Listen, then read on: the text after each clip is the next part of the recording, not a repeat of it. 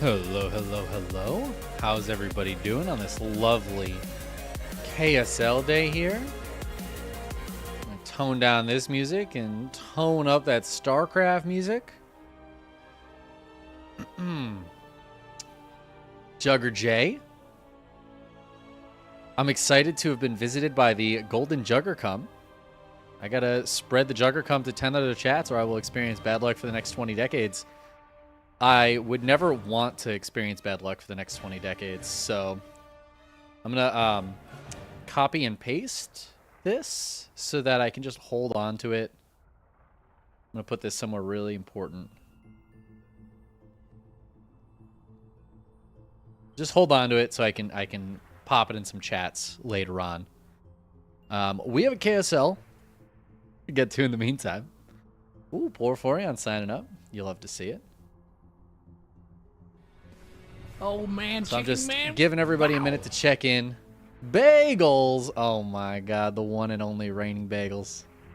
For 50 months. 5-0. That's so many months, Bagels. Who's been using my credit card to subscribe to a poultry Twitch channel? Poultry, but not poultry. A poultry Twitch channel. Maybe it is poultry. Well, whoever it is, thank you to that person who stole your credit card. I appreciate them.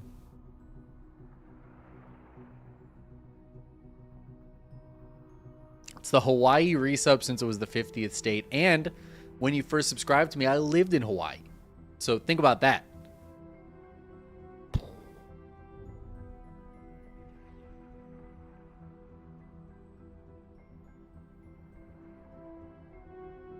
Crazy stuff. I'm trying to make sure everybody gets checked in here. There's a couple of players who have not, but they may not.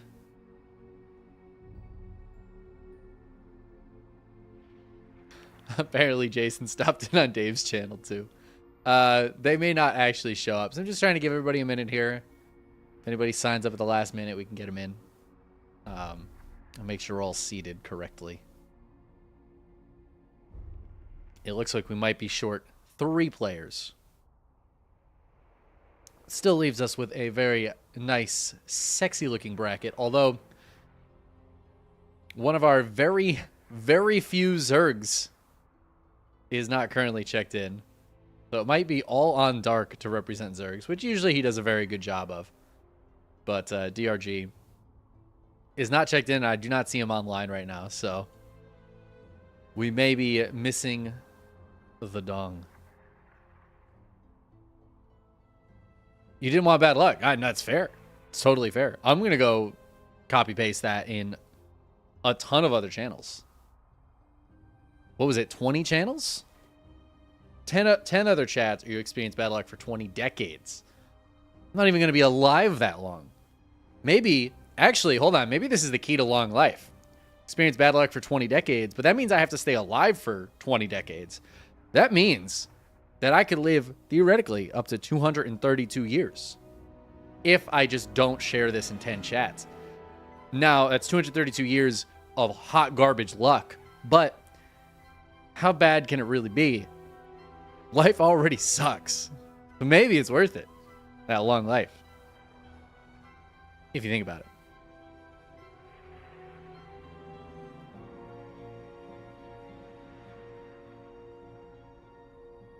Oh, I know he's sleeping. He's so cute. I forgot to buy him. I usually give him wet food twice a day, and I forgot to buy him wet food today at work. Oh but man, I ran out Chickenman. this morning. Wow. So instead, I took a piece of chicken out of the fridge and I chopped it up and cooked up little pieces of chicken for him. And so I think he's very content with his dinner today. He's a lucky boy. All right, I think we've given everybody enough time. I still do not see Cure or DRG here. So I'm going to go ahead and assume that Cure or DRG and Holden will not be joining us today for this KSL. Their loss. Their loss. All right.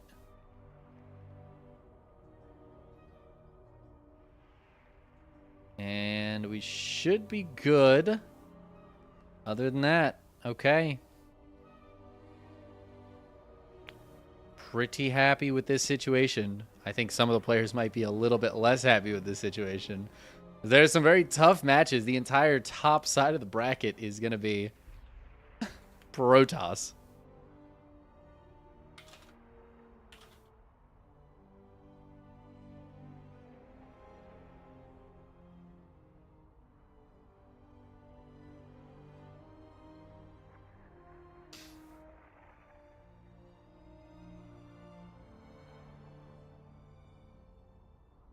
Kanoya, thank you so much for the 6-month resubscription. I really appreciate that. I hope you have a great time casting tonight. If anybody in chat would rather listen to beautiful French casting, go to Kanoya's channel.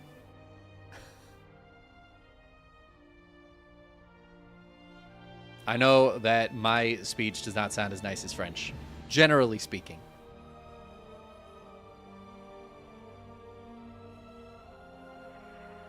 Yeah, the top side of the bracket is very Protoss heavy.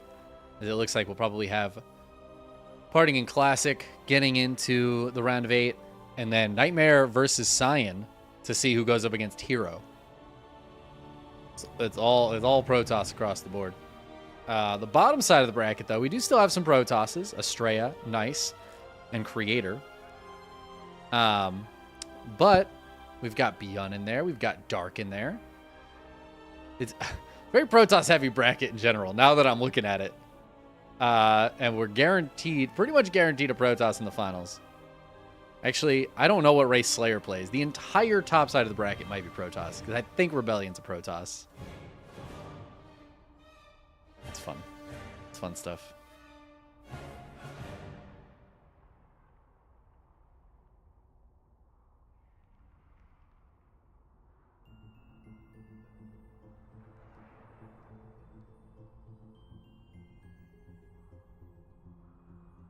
All right.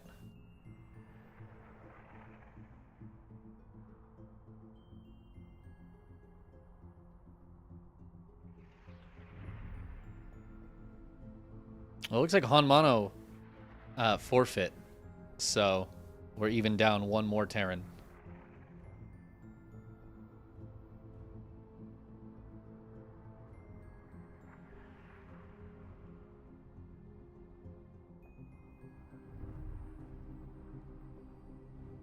I feel like Parting is probably going to be the popular match to try to get into. We have a few options. Nightmare Cyan and Estrella Nice are probably going to be the closest first round matches. We could also check out Beyond versus Porphyrion, which will lead directly in to Beyond versus Creator. No offense to Porphyrion, but Beyond's pretty good.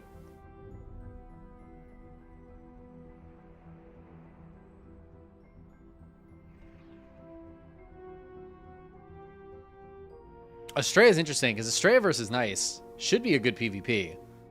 I kind of would be pulling for Estrella there because I think Estrella versus Dark is an absolute banger.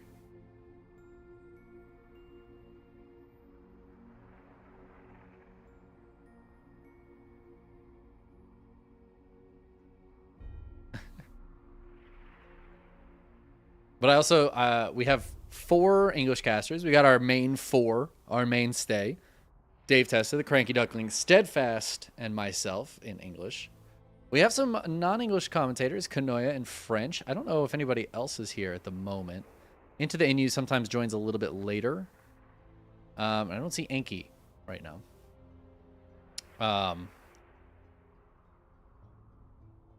So we have some coverage. I think it looks like the Ducklings and Dave Testa are both in the Estrella match right now. I think we'll leave them to that.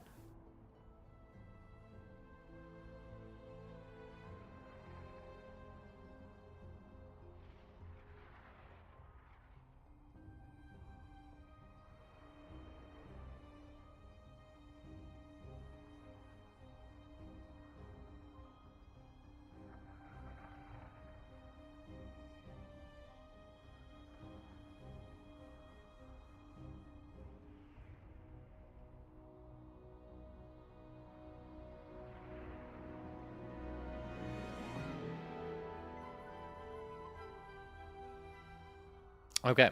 What we're getting into is Parting's match. Who is that? Just got a whisper from somebody. I'm not sure who they are. But you know what? That's okay.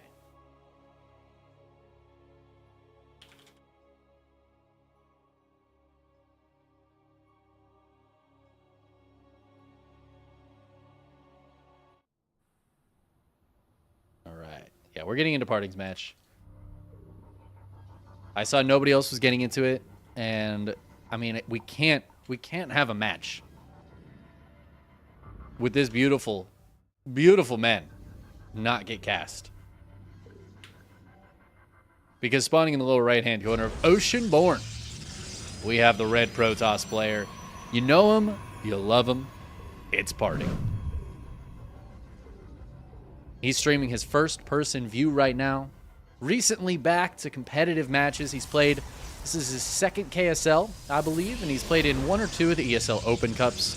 He's getting back into it, starting to feel it, and he's actually been looking very good. He's already taken down some big names. I was a little worried because the first KSL he played in, he did lose the first round to Coffee, who's a very solid Terran player, but I would normally expect Parting to take him down. But then, like a week later, he beat, God, I don't remember. It was one of the very good Terrans that Parting beat. So it was like, oh, okay. Now he's still quite good. He still has the juice. I know he's been playing a lot of other RTSs, so he's still got the hands. But right now he is up against our Protoss in the blue. In the upper left-hand corner, it is Rebellion. Now, Rebellion's for sure going to be the underdog here, but number one, this is a PvP. Things can get very wild in this matchup. Parting is not somebody I expect to rest on his laurels and just go for, like, macro and totally miss a Dark Shrine or something cheeky like that. Parting, I feel like, is going to cross his T's, dot his I's, and get everything he needs to get.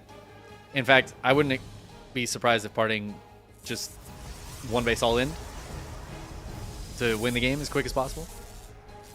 But Rebellion is quite good. I think he's ranked like 140 on a Ligulac, which is, you know, it's down there a little bit, but still pretty respectable coming from somebody who's way, way, way further down that list.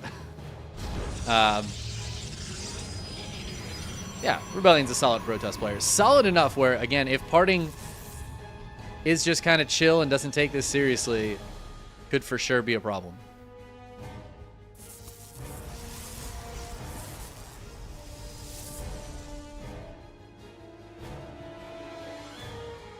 Ooh, Parting took out Dark last ESL. Yeah. He's had some good results. I mean, like, taking down Dark is huge. I think it was Beyond he beat a couple weeks ago. I don't know, man. Parting is, he's very good. He's very good. For a while, so I think a lot of people thought he already did his military service back a few years ago, but he didn't. He just kind of took a break, took a step back for a little while, and after being gone for a few years and not playing at that competitive level, he went back to playing competitively, and he got top 4 into GSL pretty quickly, which is obviously very impressive. I think that was like 2018, 2019 or something like that he did that. And now coming back from military and already taking down some big names. Ooh, and Rebellion missing the crucial pylon block there. Just wasn't watching, and now there's 2 adepts in the base. Parting off to a cracking start here, getting 5 kills. Oh, no. Oh, it's just getting worse. 7 kills, that's 8. There's no shield battery, so that'll be 9. The shield battery just finishing up in time to not save that probe. 9 probes going down at this stage of the game is, I mean, honestly, I have seen players GG for that. For sure. Like, those 2 adepts get in there, and they start getting more than like 4 or 5 kills. I've seen players just GG after that. Rebellion's going to fight it out, but obviously he's in an extreme deficit against a much stronger player. And that's just going to make his life extremely difficult. He went for a robo first, so he has a little bit of a possibility of maybe getting some damage done here.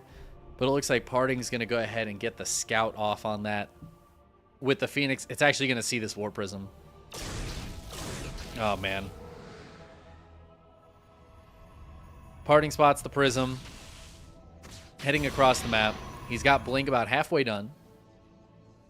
His own robo on the way as well, and I feel like Parting is just in basically an unlosable position here. I struggle to see how Rebellion can fully get back into this game. I think even if he got the same amount of damage done right now with these Adepts in the Warp Prism, I feel like Parting would still be able to like feel ahead, right? With that much earlier Blink. And because it's later in the game, that kind of damage, it doesn't scale well for the harassing player. And as we see, Parting is already here. Beautiful force field. Does misclick a little bit, hits that assimilator, and that's going to allow that Warp Prism to escape with both the depths in it. But Parting is just, he's in a commanding position. He's going to take a third base. So we're not ending this game anytime soon. Just macroing it out. Parting getting his macro practice in before he faces almost certainly Classic in the next round. So he's looking at a lot of PvP in the future if he continues to win. So next round, I'm pretty sure Classic is going to be the heavy favorite over his opponent. And then the follow-up is probably going to be Hero. Although even if it's not Hero, it's going to be either Nightmare or Cyan. So it's just guaranteed Protoss all up and down the line here for Parting. Am I planning on casting or playing Zero Space? I actually have played a good bit of Zero Space. Not like a ton. I'm not good at the game. I've lost 12 ladder games. But it's been a lot of fun. I will definitely be continuing to play it. I genuinely really enjoy it. There are certainly some valid criticisms of the game, but so far I've really enjoyed playing Zero Space. I would love to cast some Zero Space. Absolutely. Absolutely. I mean, it's the same struggle as it is with StarCraft in that there's only so many events around to cast. And with Zero Space, obviously right now there's really none. So I'd have to kind of put my own tournament on in order to cast something. But yeah, well, absolutely would love to cast some Zero Space. I would need to learn the game a lot better. Right now I'm still using StarCraft unit names when I'm talking about it. But would be a lot of fun. Looking forward to casting some Zero Space in the future for sure. Whew. And as we have the attack here from Rebellion, he's going to do his darndest. He's going to hit. He's got these two Immortals. Parting's going to blink backwards. A lot of good force fields going down here for Rebellion, but he lost that Prism right at the start of the fight. And even if Parting is forced to cancel this fourth base, Rebellion, I mean, he's down so many workers. He barely even has a third. And Parting is doing a great job holding on so far. I mean, this third is done, but there's literally one probe at it right now. And in the meantime, Parting's fourth is about 3/4 of the way. And Rebellion is forced to pull back. He does have Blink on these Stalkers. He's getting into charge and +1. But as we see, Parting is going to be very far ahead in that regard too. +2 on the way, as well as that +1 armor is about to finish up wherever that second forge is. And charges earlier. Parting is, he's literally just ahead in every single regard in this game right now. And it's only a matter of time before a fight happens that Rebellion just loses so succinctly that the game ends. I do like that Rebellion's fighting it out, though. It's more fun this way. You could just leave the game. But how often do you get to play Parting? You know? Oh, look at it. He's making some moves. He's going to take down a couple of pylons here. Actually, supply blocking Parting. Diving into the base. Now, Parting's just going full base trade with this. Which I feel like is going to work out well for him. Oh, but Rebellion has decided, okay, if we're full base trading, I am going to full base trade. But I think for Parting here, I think you get some crucial pylon kills and then you just recall home. We have a lot of workers going down on both sides, but this is much better for Parting. Parting is up a lot more workers. He has a full base over here, putting down a whole bunch of new pylons so he can be unsupply blocked. And yes, he is losing a lot of things, but I still feel like a recall to the main base He does have to be careful. He's got to make sure he recalls everything if he's going to. Rebellion already putting down the Nexus down here.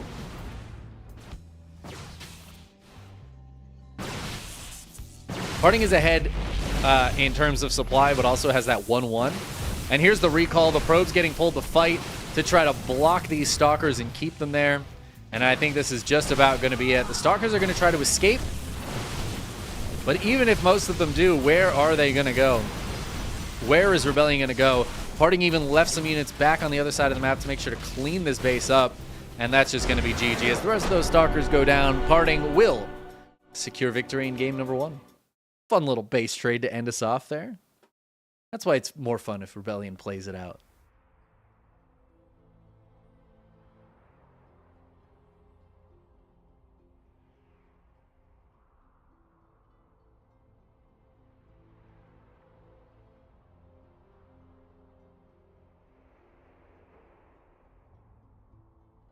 Game 2 is going to be on Alcyone.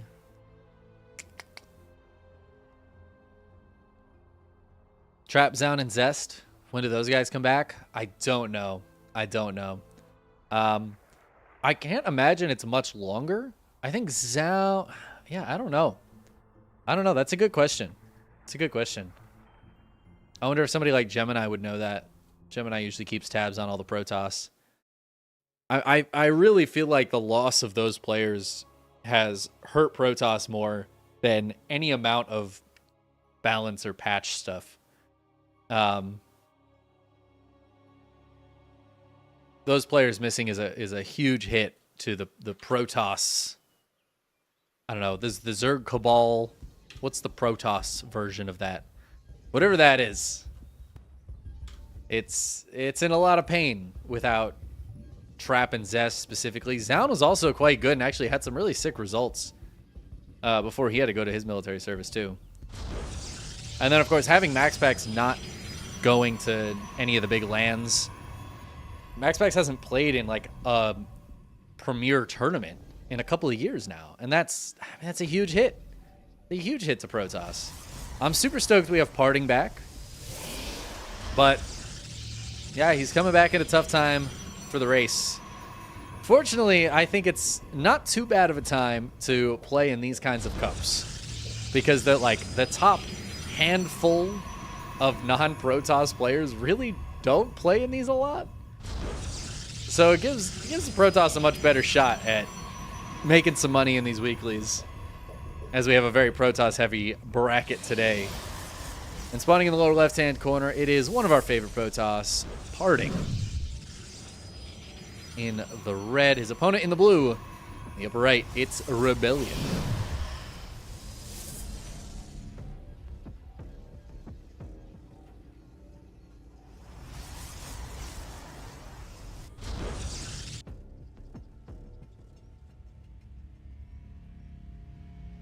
Looks like Rebellion's going to try to do something a little cheeky and a little breaky here. He's going to sneak his way through the minerals in the middle of the map.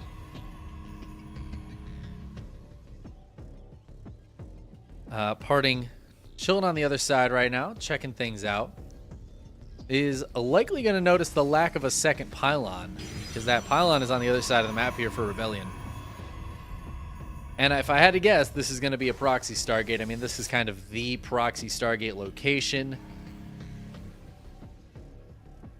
And I feel like if you're Parting here, you're going to want to go check out the bottom side of the map. Now, will he expect the middle mine out? I feel like a lot of times the probe goes through here. Although, you know what would be cool? You send the probe all the way over here and then mine through. But it looks like Parting would spot that, as he's going to come over here and check out, make sure there isn't a proxy right next to his base. Doesn't check the mineral patches, though, so... Oh, and this is not a Stargate. I fully expected a Stargate. Rebellion actually going to go for the Robo and the Gateway. Why is he building... Oh, I know why he's building the Assimilator. Oh, this is hot. Oh, Rebellion bringing us the build. You might be wondering, why would you build an Assimilator here? Because it's the only way for the probe to get rid of that minerals that it's holding. And now, with the gas, it can mine a new mineral, which is what it's going to go do up here. Rebellion is waiting, though. He doesn't want to get scouted. Now, Parting's Phoenix does not see this. It is going to see these two Stalkers mid-map. That really doesn't say much, though. The lack of the pylon doesn't mean too much on its own, but Parting is definitely suspicious right now. He's going to see the full wall off and no Nexus, no pylon down here, nothing. And yeah, it's super sus. I love this so much. The probe is just going to go ahead and mine through that. Such a great use of the assimilator. Is it worth it? I don't know. Is it cool? Yes, absolutely. He's even going to do it again. I think the Immortal can... Well, maybe he can't actually fit through. But you got the assimilator. Might as well do it. Oh, look, he's going to do a third one just to give himself a little more space so it's not quite as choky of a point. Now, Parting on the other side is trying to get into a fast blink, but he's going to be very far away from having that ready to go, and Rebellion is going to dive up into the main. Now, Parting, I believe, sees this with that probe, so he's going to be able to get up here. Oh, but now Rebellion goes down to the natural. There is a shield battery in the natural. There is none in the main yet. This one is about halfway done. Poking at that War Prism. Oh, Rebellion was trying to be cheeky with the 2 sentries and get a force field off on the main ramp. A lot of force field energy here for both players. Parting just going to want to keep this army back. Good probe positioning there from Parting. Oh, and then Parting snipes off a single sentry. It's a good catch. A couple of Stalkers get caught out front, but Rebellion will pick them up with that. Prism taking a lot of damage. Shield battery healing a lot here as this Immortal can't quite get on top of any of these Stalkers. More good force fields from Parting as he turns on the overcharge. And he has held on for now, but a second Immortal is here. The shields have been triggered. Another Stalker goes down. Rebellion has to be careful with these units. The Prism is not here to micro. Lots of units going down. And now it's basically just the 2 Immortals. They have a few friends. They're staying alive for a little while, but down goes one. The second one is going to stay up. The Prism getting jumped on. It gets pushed back. Both Immortals will go down, as will every ground unit. Rebellion has Parting holding on beautifully despite not really knowing what he was up against. And Rebellion's going to go ahead and tap out as Parting starts walking across the map. Parting with the hold. I mean, that's a hard hold no matter what. But if you really are not sure what's coming, good build from Rebellion. I love that. The like cheeky little mine out the mineral thing. I feel like a lot of players would scout down there. I'm a little surprised Parting didn't. There you go. GG.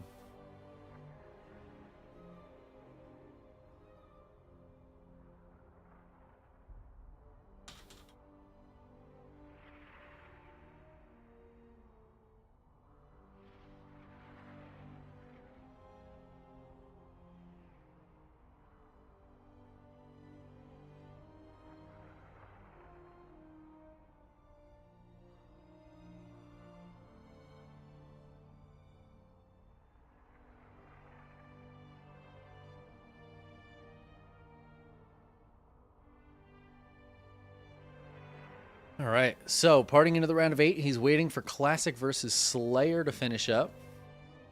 I don't imagine that's going to take too much longer. I don't really know Slayer at all. So, not sure what that one looks like. For some reason, I'm imagining Slayer as a Zerg player, but I could be completely wrong. Because that's honestly just a huge guess.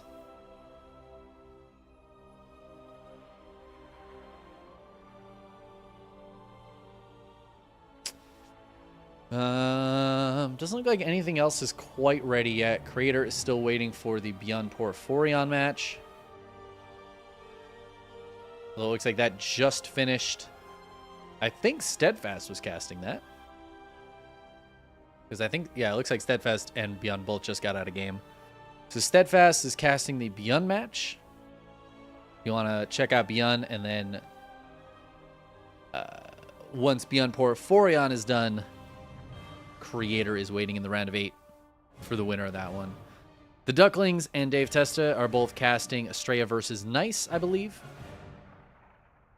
And then nobody's currently casting Nightmare Scion or Classic Slayer. But we should have Parting versus Classic fairly soon, if I'm not mistaken. Again, no disrespect to Slayer. I have faith in my boy Classic. Turns out Classic is like pretty good at this game. One of the best Protoss in the world right now.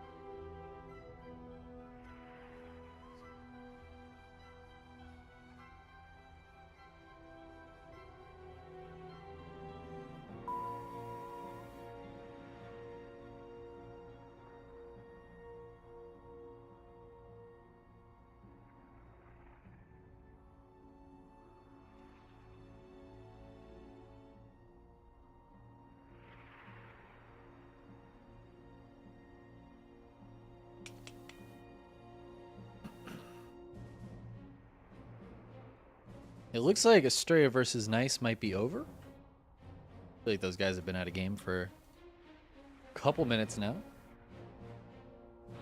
Yeah, Estrella taking the 2-0, so Estrella versus Dark. What a banger. I assume either the Ducklings or Dave Testa will stick with that.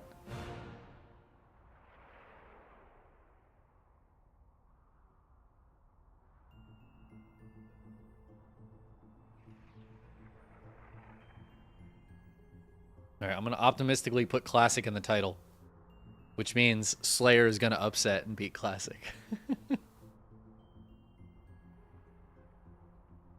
Estrella versus Dark is such a good matchup.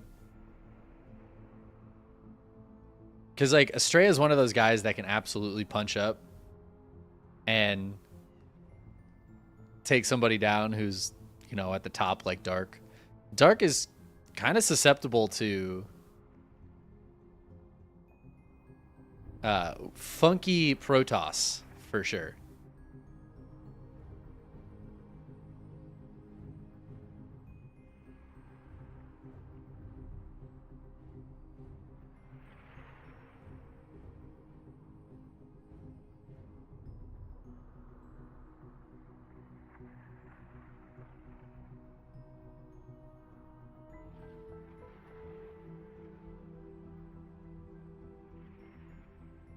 Cat treats?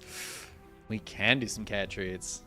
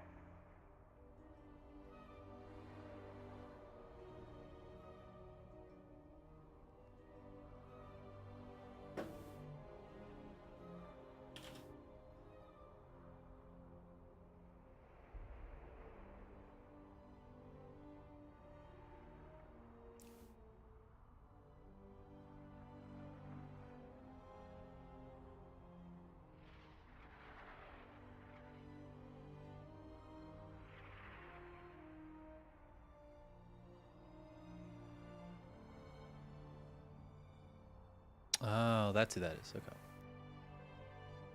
All right. So we're going to get into Parting versus Classic.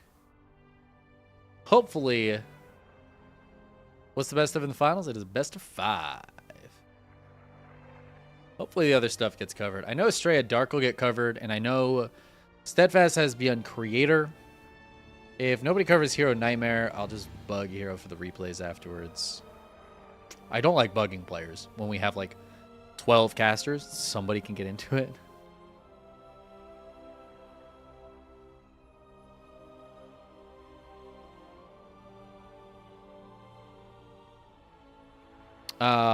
I do have cat treats, but we are moments away, hopefully, from getting into a game. So I'm going to delay for right now, Harrow. Also, somebody is a sweet sleeping little baby. And it's actually against the law to disturb somebody when they're that cute and they're asleep. It's against the law. Can't do it. If I tried, I would be arrested by Officer Everything Bagel. He's right there. He's an officer of the law. He knows what's illegal. He will arrest me. And by arrest me, I mean he will scratch me. She does. I have a nice scratch in my hand right now. Scratches on my shoulders. I try to like trim his nails and he like really doesn't like it. So I usually get through like 2 or 3 before he's absolutely over it. Slightly delayed treats, yes.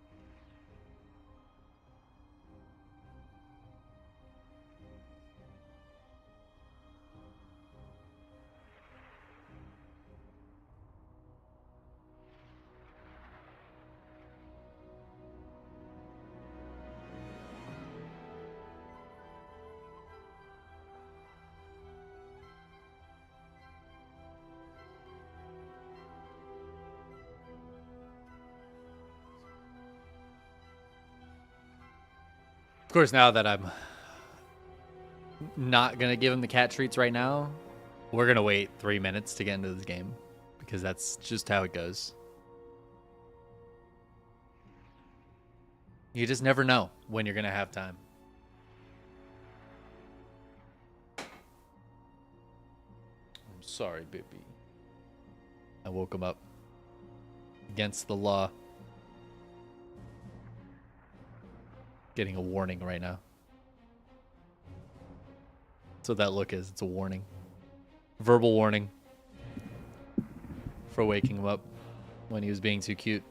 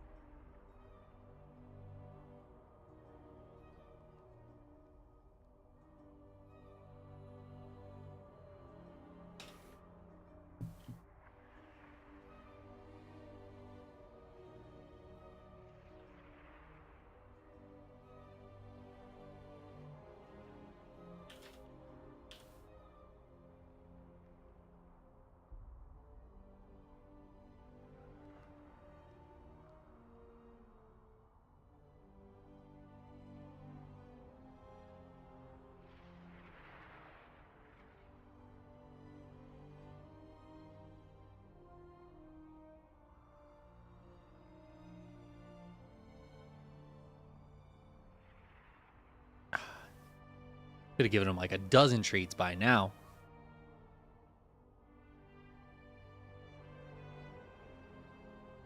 Apparently Dark is not responding to Estrella. Estrella's waiting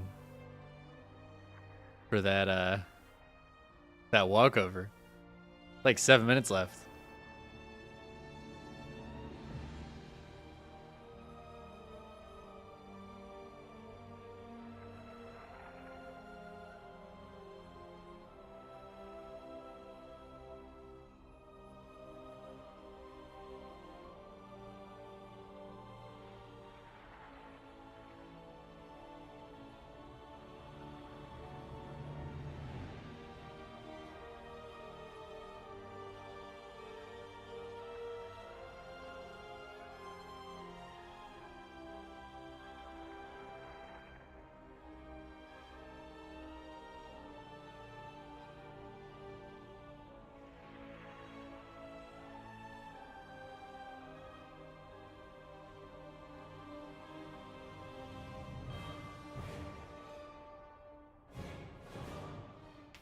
Man, the other round of 8s are going to be over by the time we start these two.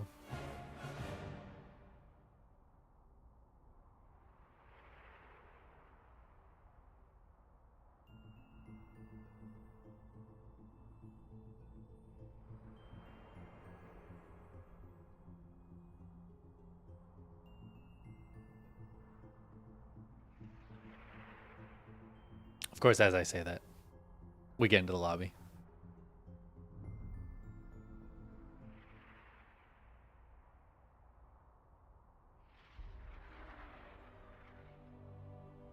Which means we have a game.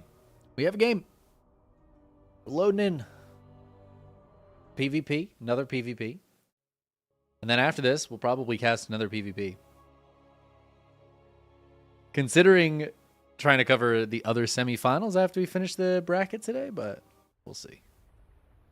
We shall see. We might actually have time even to get into that. I have a feeling Dark Astray is going to take a long time, assuming that match happens.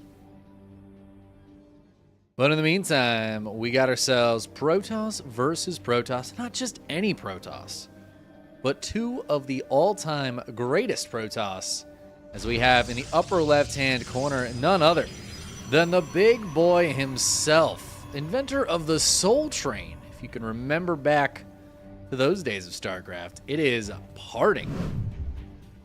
Also one of the best Twitch StarCraft streamers out there. Although he's going to be switching to YouTube soon. So you guys got to go subscribe to his YouTube.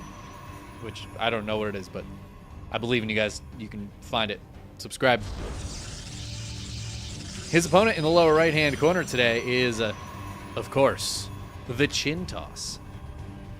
Made it further in the most recent Premier tournament than any other Protoss. Definitely one of the best in the world. It is a classic. Presenting Twisted Minds. Actually, while you're over there subscribing to Parting's YouTube, make sure to subscribe to my YouTube as well. You know, just go hit those subscribe buttons. Parting, of course, he is a streamer based in Korea, and as Twitch is suspending streaming services in Korea because of some very kind of bad laws in Korea that have made Twitch pay a lot of money to provide services there. Twitch is suspending those services in Korea. So Parting's going to have to switch to YouTube to continue streaming, and he's a very entertaining streamer. He's so fun to watch. It'll be sad that he's not going to be able to be on Twitch anymore, but at least we'll still have Parting.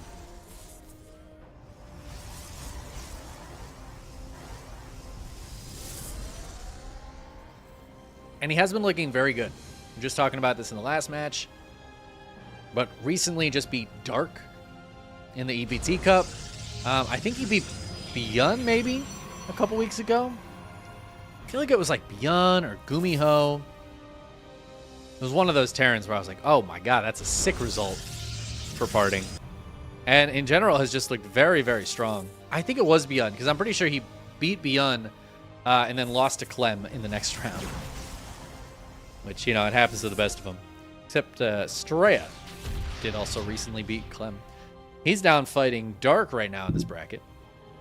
We have a very sick bracket.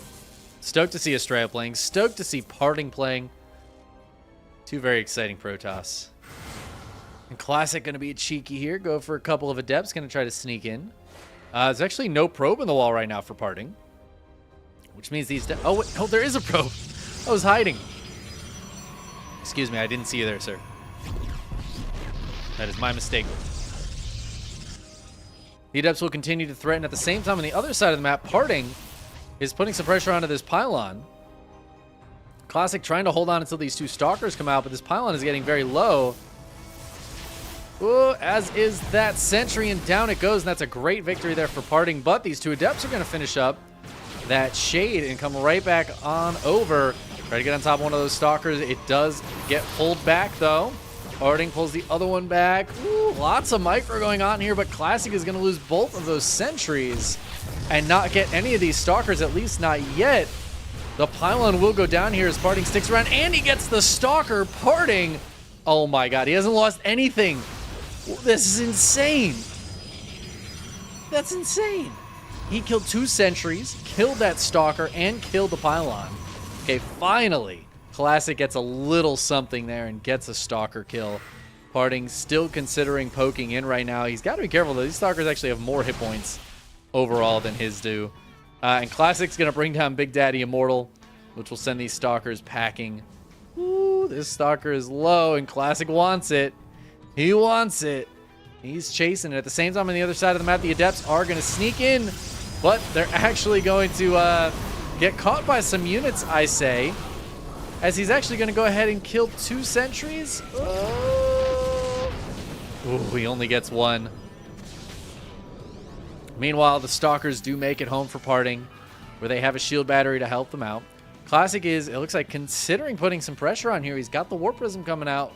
Slightly more than a consideration then. Of course, the Nexus is done for Parting. It's not done for Classic, although Parting knows that Classic has taken one. But now this Warp Prism could ferry these units into the main base and be very dangerous for Parting. This one pylon feeling kind of vulnerable. Oh, and Classic, he's going to get the force field down in the main base. Is there a recall available? There is. We could see Parting use that. He's going to go ahead and split some stalkers off. Another force field goes down, trying to trap some of these units. The Prism is just going to rotate down now that that recall has been used. And I think there's still one more force field available.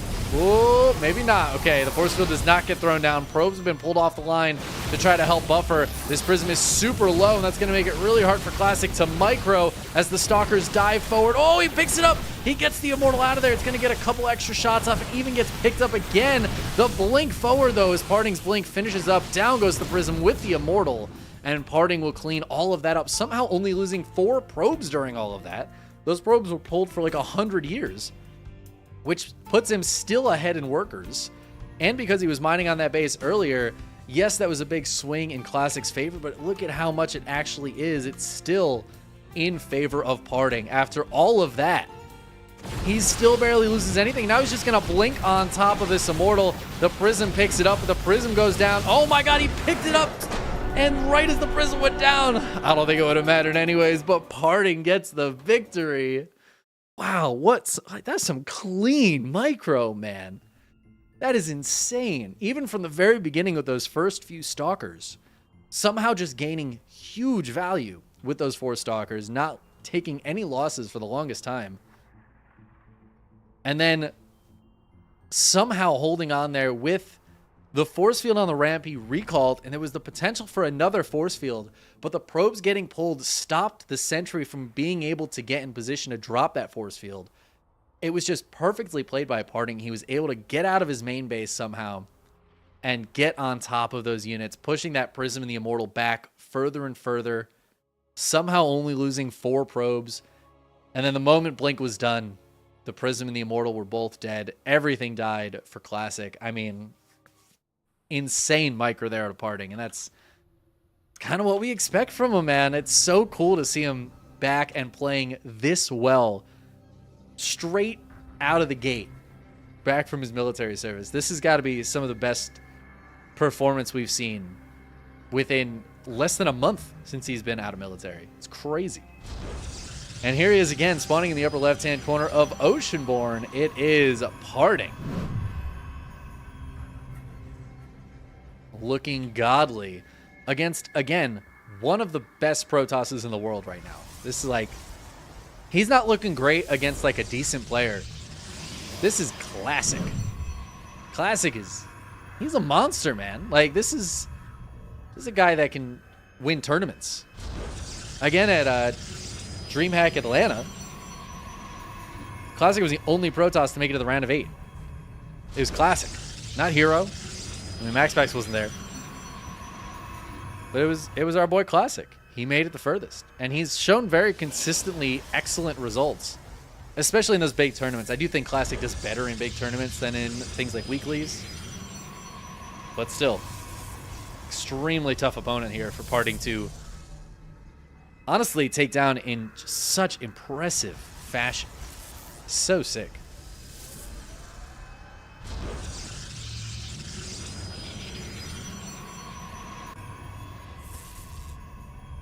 But this is PvP. Things can get kind of wild. We're not seeing any proxies so far. Just probes being harassed.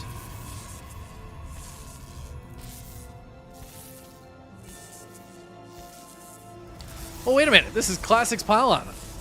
I didn't even notice that.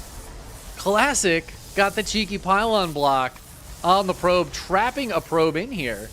And this is going to be a lot of lost mining time for Parting. It's a whole probe not mining this whole time. Plus, any other probes that go to this patch are taking very inefficient paths here. So Parting is mining quite poorly right now. As we see, just this pylon being here is just going to be an advantage for Classic. I love this. You don't see this very often. I think players have gotten pretty good at defending it and like paying attention to it, but Parting again, this is one of the things about not being around for a while is stuff like this might get by you. Classic was on it with that pylon. Look how annoying this is. My God. Finally, a Stalker pops out for Parting. This is something specifically that Gerald has been really good at for a while, is trapping probes in this little mineral thing here. I've seen him get 3 probes trapped in there. I've also seen Gerald trap a probe with his probe in there, and because he gets the first hit off and no other probes can help, he just kills the probe and then cancels the pylon. It's actually like the sickest thing in the world. Some sick gameplay. Ooh, Parting's out here with 1 Stalker, and he's going to get caught a little bit. It looks like that 1 Stalker is going to get quite low before the other 2 are able to save it. As Classic is going heavy on the Adepts. It looks like he's going for the 8 Adept. He's going to try to catch this Stalker. Stalker turns around at the last second. Parting kills his own Stalker. He says, I don't need that Stalker, actually. But I think he needs that Stalker. I don't know about you guys. Adepts will finish that Shade. Parting. Ooh, getting a little aggressive with this Stalker. He does have 2 more here. But he's got to be careful. I feel like he knows that there's more Adepts coming across the map. And there's no shield battery for this Stalker to get back to, so it's going to go down as well. This does mean that Classic's not really going to be able to break through this wall at all. I love that the Sentry is helping out from the high ground. The Adept's going to finish that Shade, but with 2 more Stalkers warping in, they will get pushed out. Classic continuing to warp in Adepts. It's actually crazy. Okay. He's already lost 5. He still has these 3, plus the 2 more that got warped in. So the Adepts, obviously, if they're able to bust through, if they're able to get into the base, they can get a ton of probe damage done. We've already seen some great micro from Classic, although technically Parting has traded better. So, you know, it's still relatively even trades. The problem for Classic is that Adepts generally don't scale well later on in the game.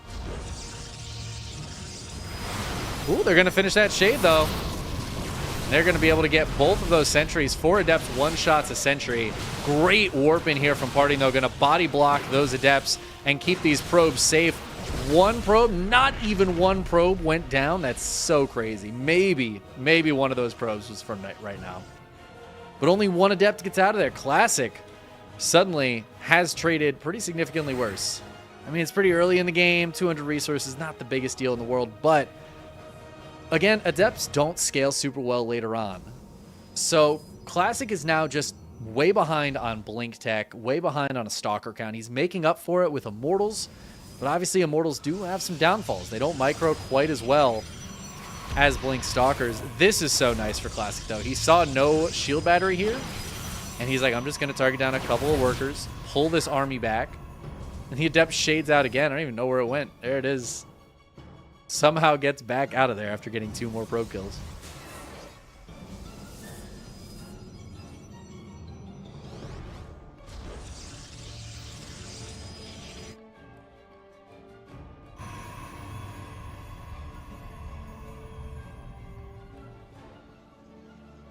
Now, Classic is getting his Twilight Council. He's got +1 on the way, which Parting does not have. Parting does have Blink, but ooh, loses a Stalker there, getting a little bit too fresh with those Stalkers, trying to get some damage done. We do see Classic has taken the army supply lead. And while some of that certainly is, you know, tied up in this Adept that's on its way out, Classic seems very safe. I like this move from Parting, just taking the 3rd, but we've got 2 more Adepts coming in here, and these Adepts are going to be able to get in. A blink forward from the Stalker, another Stalker warping in, but this is definitely going to be a couple of dead probes. 3 already going down. Looks like that'll be 4, maybe even a 5th one here, as this Adept is just doing a great job not dying for a while.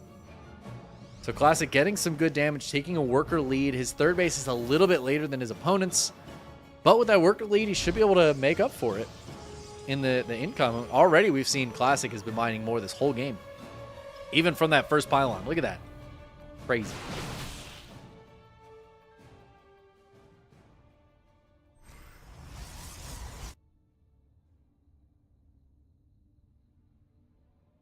Parting, I think he must have seen this War Prism. I don't know if he saw it with the pylon. He knows it's here, though, and he's got Blink Stalkers, which means this War Prism is dead. Whoop. Whoop. He got it. Just barely, though. That Prism almost got out of there. Classic. Good Prism micro there. The Adepts, at least, will be able to escape to harass another day. This pylon for Parting really coming in handy. Classic he spotted it, so I guess, yeah, the Prism must have seen it. But we've entered a more passive state of the game. We do have +1 on the way for Parting now. Again, he is almost a full upgrade behind his opponent. The 2 Adepts are going to make their way in here. The probes are pulled to fight, but ooh, already going to be some damage.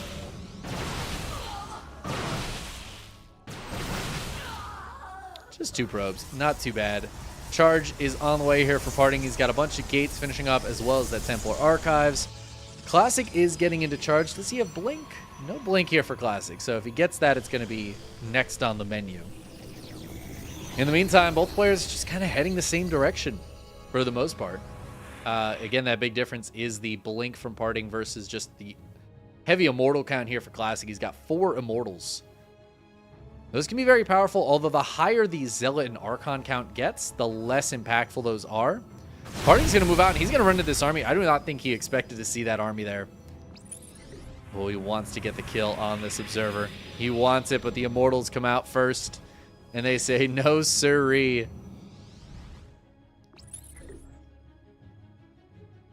Now Parting is dancing with it a little bit. His charge is about to finish, but +2 is about to finish for Classic. It's a beautiful timing for him. Stalker's going to hit on the backside. They want to get a kill on this Prism, and I think they will get a kill on the Prism. They're going to die for it. Ooh, but some beautiful force fields from Classic, and he is going to clean up a lot of those Blink Stalkers. I think that might have still been worth it for Parting, though, because killing that Prism is huge. Obviously, losing those Stalkers is painful, though. The rest of them are going to come back up and join with this army. We see Classic has a big army supply lead, and again, that upgrade lead, +2 started here for Parting, but that's not going to be finished for a long time. Parting trying to get his own Immortals out now. He's got 1. He's grabbing a second one. What is this? What? I saw Classic check this base, and I was like, oh, there's no 4th base for him to check. I didn't even see this one, and neither did Classic. Parting just recalled probes to it, too, which is so cute. And Classic just has no idea. I mean, this is not that far away of a base, but it is a hidden base right now that might make Classic a little bit more passive in this fight. However, as I say that, he decides to dive up the ramp. Guardian Shield's getting popped. Classic trying to separate out these bases a little bit and goad Parting into fighting. Now, Parting is going to go for this. Zealots at the front, kind of chewing through this army of Classic. I feel like Classic's a little too split. He's got a lot of Zealots on the left-hand side here. He's killing a ton of probes. Is it gonna be worth it? I think the answer is yes. That +2 with all of these Immortals, it's just gonna be too much. And Parting, even with the hidden base, just can't quite compete in the big army. And Classic takes game 2. He's gonna take the macro game over Parting and bring us to a nice little game 3.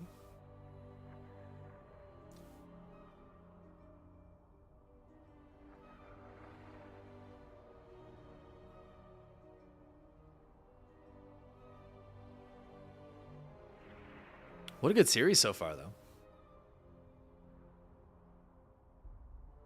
Some sick moves back and forth. Classic sitting up in his chair after game 1. Got to make sure he counter micros against Parting. I love that pylon move. I didn't realize that Gerald had did that against Hero Marine. That's funny. I don't think I've seen anybody do it against a Terran. But I kind of dig it. It's a really good pylon block. I know Gerald's been doing it for years. I feel like every now and then he like doesn't do it for a while. Just so that when he does it again, he can surprise the player. It's such a sick move. Just a cheeky early game thing to do with that probe. It's undoubtedly going to harass the opponent. But let's get into game 3 here. We are on Alcyone. And spawning in the upper right-hand corner, we have none other than the big boy, Parting.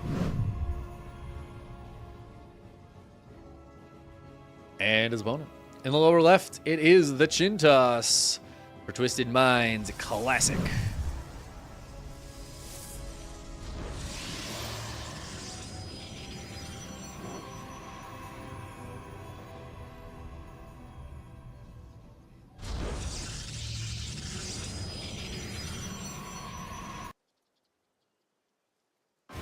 Probe's going to meet in the middle of the map. A little kissy-kissy as they run by each other.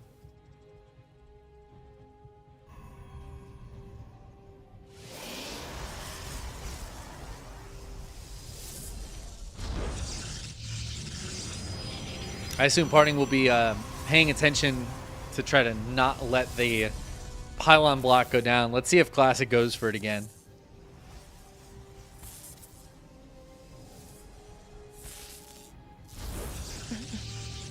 Nope. Not going to let him do it.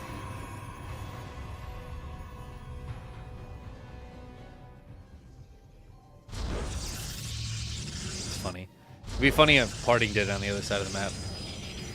Ooh, Parting's probe is very low. Down it goes. Down it goes, Parting. Already off to a bad start in this game, losing one probe. Losing a probe to a probe.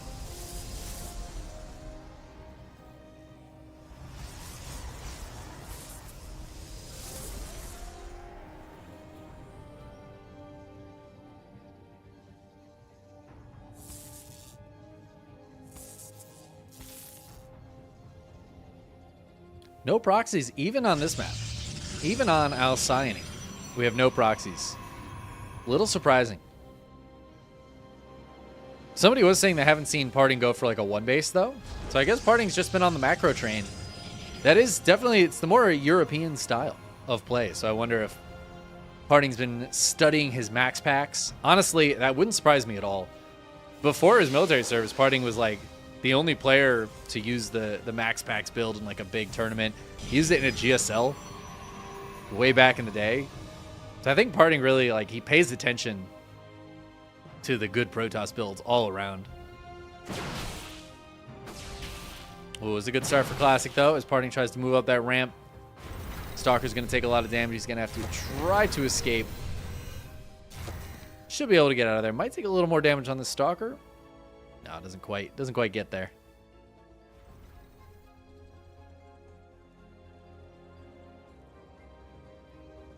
But Classic, well, he has nothing against a good one base all in.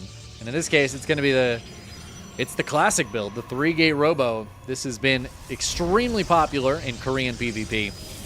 I can only imagine that Parting has run into his fair share of these builds.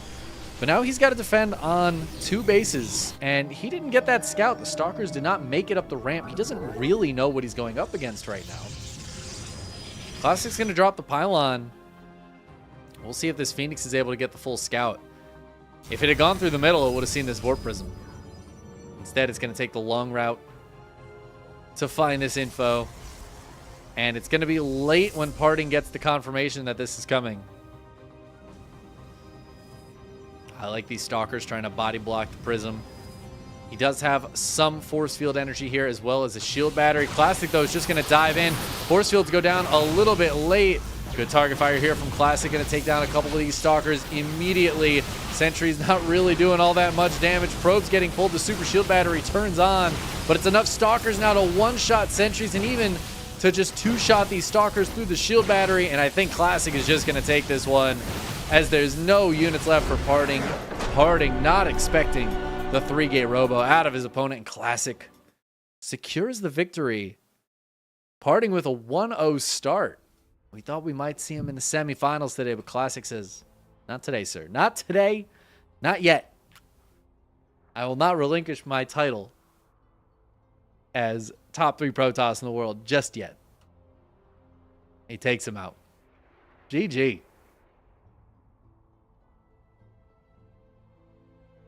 3-gate robo, pretty good. Again, that is, I would say, far and away the most popular build order in Korean PvP. At least in the matches I cast over the last year and a half.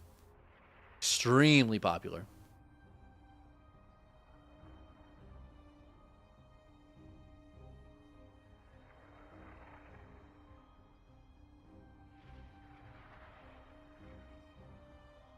Parting just goes Blink Stalkers versus everything. I mean, that's pretty much just Protoss right now. That's like every Protoss at the high level. Just Blink Stalkers. Nightmare 2-1 hero. Damn. Okay. Okay.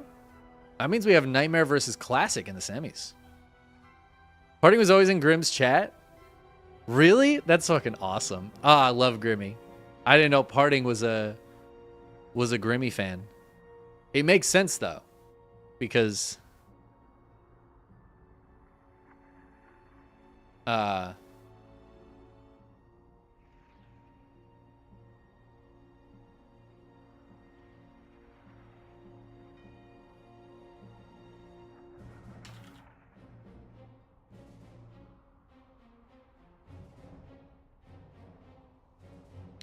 I mean, how could you not be a Grimmy fan? Parting is a man of culture, and men of culture are fans of Grimm. Obviously. Huge Grimmy fan? Hey. Huge Grimmy fan here. You think you're a huge Grimmy fan, Bane Gory? You got nothing on me. Massive Grimmy fan. Maybe the biggest one there is.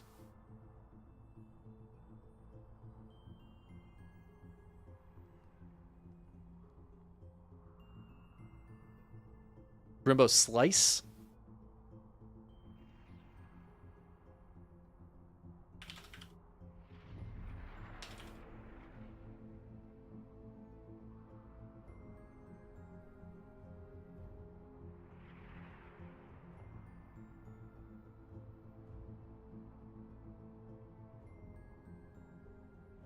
Your blood pressure raised.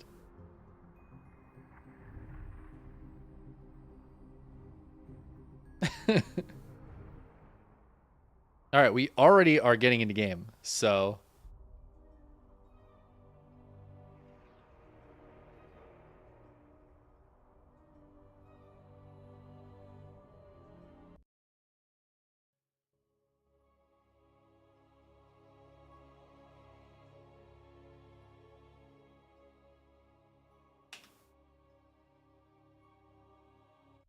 what's the prize pool?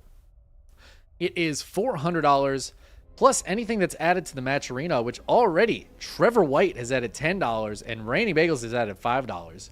Plus there are free coupon codes at 25 cents to the prize pool if you do !match arena in the chat. Then you can get to that match arena page and add 25 cents for free. So whatever's in the match arena plus the $400 base prize pool. And if you'd like to support, actually, hold on. We're going to get into the game, and then I'm going to say these things. Because as we get into game 1 of this best of 3, if you'd like to support the KSL, this is a fully crowd-funded tournament. So make sure to check out the Patreon, patreon.com/Korean StarCraft League. There'll be a link in the description or !Patreon in the chat. If you want to support long-term, right now we're running these bi-weekly, every other week, $400 tournaments, all supported by the Patreon. And then we have the match arena every week, which you can add 25 cents to for free. Or you can add a little extra money if you want to see these players get paid a little bit extra. Maybe you like whoever made it to the finals and you want to just drop an extra chunk of change for them. You're free to do that if you wish. Also, if you join the Patreon, even for just $5 a month, you will get all the replays from every KSL. We'll be sending replays out. I usually send them out within a few hours of the tournament ending. So if you want to learn, get better from these replays, or if you want to cast them, I used to do that with Alima League. I signed up for the Patreon just so I could cast the replays afterwards. Feel free. You're more than welcome to. Anyways, that's enough spieling for now. As let's go ahead and introduce our players here. It's the start of the best of 3. We're on Equilibrium. This is a fun map. And in the upper left-hand corner, we have the Chin Toss Classic with Twisted Minds. His opponent in the upper right-hand corner, it is Nightmare. I think playing for Mystery Gaming? I'll have to check that out. What Team Nightmare is on right now. Very interesting start here as both players went for the low ground single gate expand positioning. Now Nightmare, was this a Nexus first? Hold on. Was I talking for that long or was this Nexus early? I think this was a regularly timed Nexus. I think I was just talking for a long time. But Nightmare able to get his Nexus up very early, which means Classic wasn't blocking it or misblocked it. Ooh, and this probe's actually super low. 3 hit points. We'll be able to escape for now. Whereas the Pylon went down here to block Classic's Nexus, and I don't know if it was because of that or if this was already his plan, but he's just going to take the gold base. Now Nightmare, he's a smart boy. Oh, or is he? Oh, I thought he had thought about it, but he doesn't go down far enough. Oh, yeah. Okay. All right. He sees it now. Our pylon is under attack. Sees it now. He's going to tag it to make sure Classic knows he knows. I know you know. That I know. That you know. That you have the gold base. Now, what's Classic going to do off the gold base? In PvP, I don't really know what you do off the gold base. Oh, there's a Stargate opener here from Classic too. Not too surprising with the quick Nexus. But we have no Stargate out of Nightmare, just into a couple more gates. Looks like he's just going to go for flat-out unit production. The Oracle, in the meantime, is going to kill a Stalker. Not something you see happen all that often.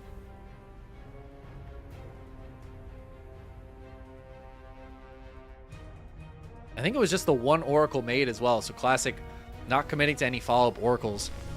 Now he's got 3 more gates on the way. Classic... Oh, wait. No, that's not... There's a Nightmare's gate. Sorry. I get confused because usually the top production is going to be the person on the top, but they're both on the top. So now it confuses me sometimes. Oracle gets a couple of kills. Nightmare is going to proxy a gate right next to this gold base. And he's the one with the Twilight Council up first. Oh, this is so cheeky. The 2 Adepts just going to warp right in. And Classic, he's got some units nearby, but he's pretty much guaranteed to lose 2 or 3 workers with this. The Oracle wants to go in. Doesn't have any energy, though. Looks like it already used it all. And just like that, 3 probes going down. The Sentry will stay alive for the time being. Mortal going to try to finish off this Adept. Down it goes.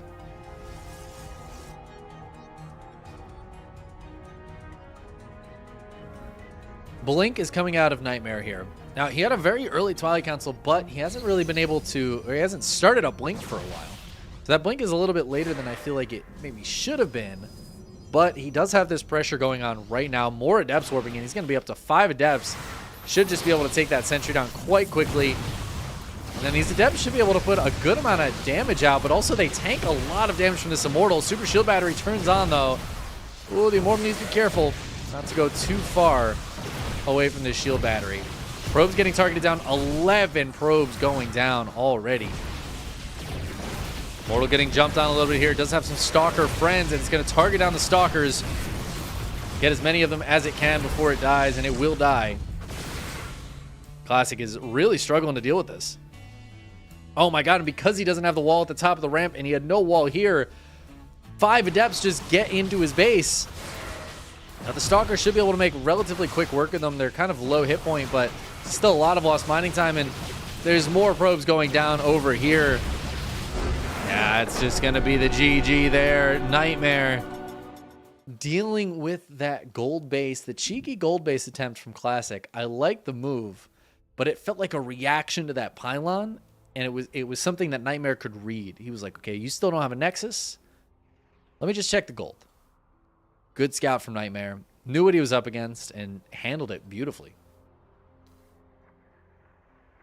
Nightmare has actually looked so good lately. What was it, a few weeks ago? I think it was an ESL Open Cup. He beat like Gumiho and Oliveira and Stats back to back to back. Like a really sick run for Nightmare. Cure stopped him at the end, but still fantastic set of games.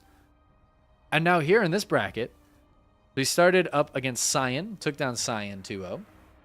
But then he also defeated Hero 2-1. Hero, for sure the favorite of every KSL, as he's won, I think, more than a third of them. He's won Hero's won a crazy amount of KSLs. But Nightmare taking him out in the round of 8. And now he's up 1-0 against Classic here. Looking pretty good for Nightmare.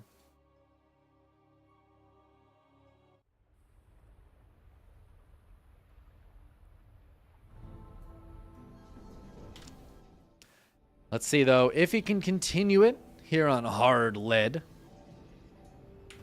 We've got the blue Protoss in the lower right-hand corner. I still didn't check what team he's on. I had to double check that.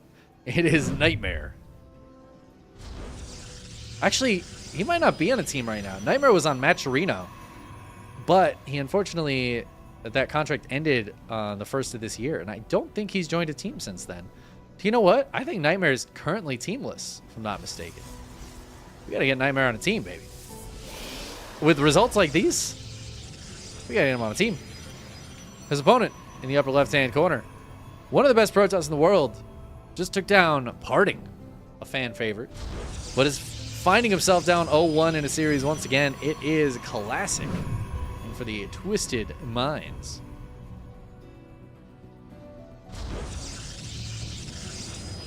Yes, we do have a sweet baby kitten available for viewing in between games. And just because I love you guys, we'll let him say hi here for a moment. While we're at the start of a game. You know, it doesn't hurt.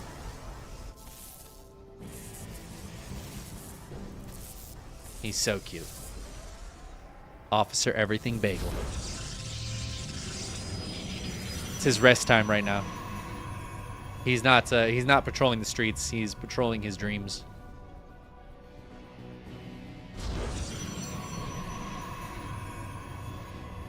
Oh, something Classic did against Parting that was really cute was he got a pylon block like right here and trapped a probe behind the pylon.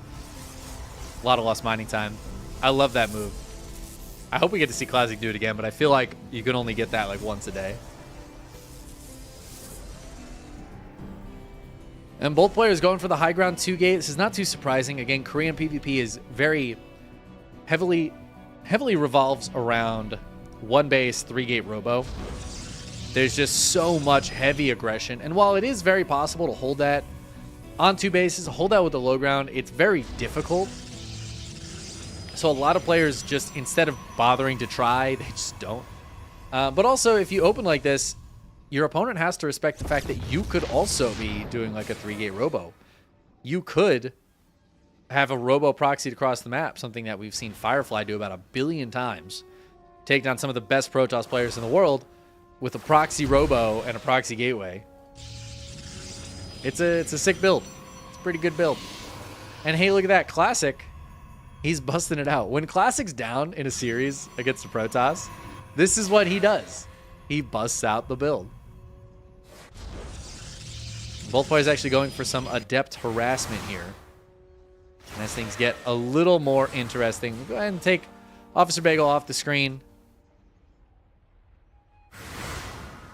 We will be feeding him some cat treats a little bit later on, as Harrow has redeemed a cat treat redemption.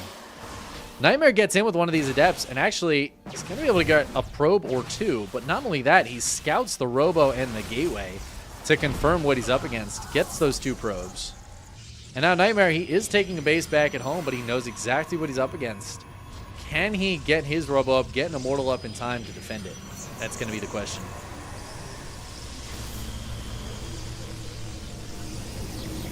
drop down a couple of shield batteries immediately. 3 Adepts going to threaten to press in over here, but some Stalkers get warped in and are actually going to push them back for now. Classic is already over here with the Warp Prism. But those shield batteries done just in time. Classic just trying to chew through some of that energy. There's a lot of energy here for Nightmare, though. And even with excellent micro, Classic is going to take some damage from this. Trying to kill one of these sentries, but it's just not happening. That being said, the shield batteries are out of energy, so Nightmare turns on the overcharge. It's going to help them build a little bit of that back in the meantime. Does lose that sentry, and Classic, the rest of his Stalkers have showed up. He warps in a few more. Starting to get a nice group of Stalkers here. Press in on his opponent, but there's an Immortal out for Nightmare. The longer this goes, the better this is for Nightmare, because he has that Nexus. However, the dive forward here from Classic, he's going to try to grab one Stalker, doing some fancy pickup micro, as the Immortal will push him back. There's no overcharge available right now. It's still on cooldown. Another maybe 10-15 seconds before that's off cooldown.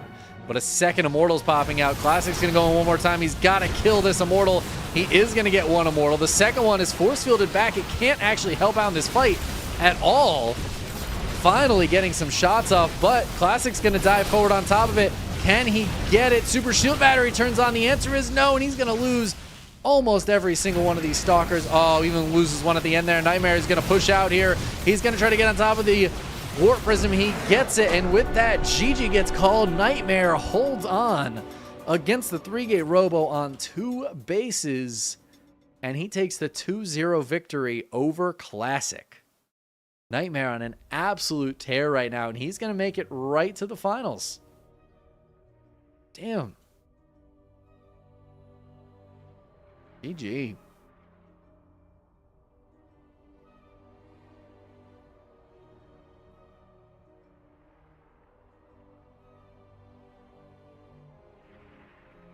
All right, Nightmare. Live by the 3-gate Robo. Die by the 3-gate Robo.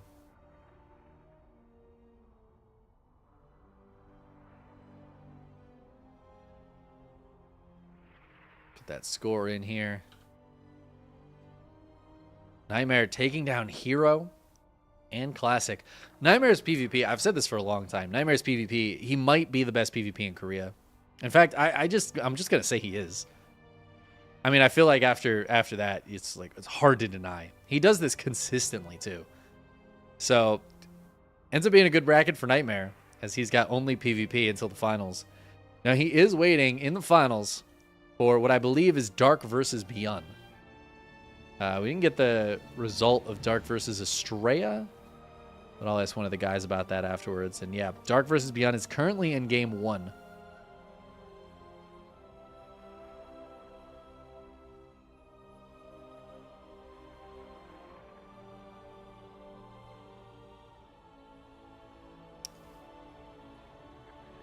Everybody else is casting that. So if you guys want to go watch game 1 and just finish out the KSL wherever you go, Steadfast, Dave Testa, and the Cranky Ducklings are all currently casting Beyond versus Dark. I'll hop into game 2, but that's about all we've got. Dark versus Beyond, and the winner of that versus Nightmare.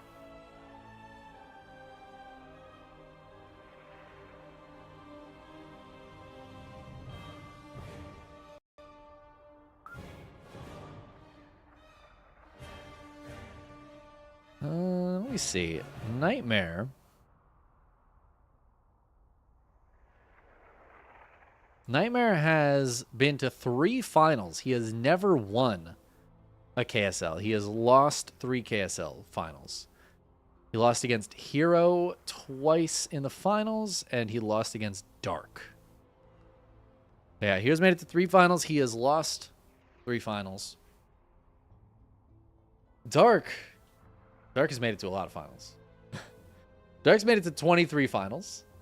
Same amount as Hero. Both players have made it to 23 finals. Dark is 9-14 in the finals. Hero is 18-5. So when I said Hero has won over a third of the KSLs. I was not kidding.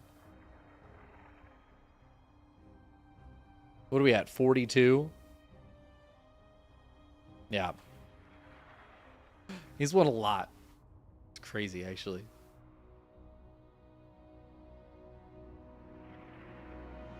You sure hope Officer Bagels can solve the case of Claire.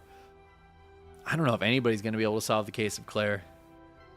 That's a hard case to solve, man. It's a hard case to solve. How are we ever going to know? Who is Claire?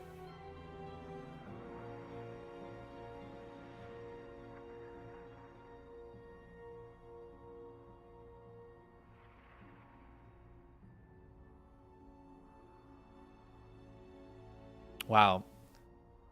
Heroes won 18 KSL finals, and Protoss has won 19 KSL finals. If it wasn't for Hero, there would be one KSL winner as a Protoss, and it would be Classic, who's won one time. That's crazy.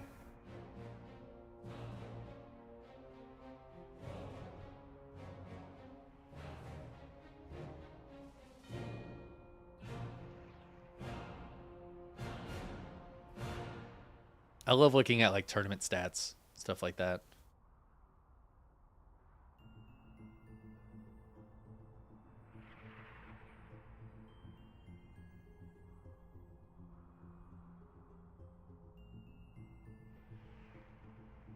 Oh, you know what? I owe somebody snacks.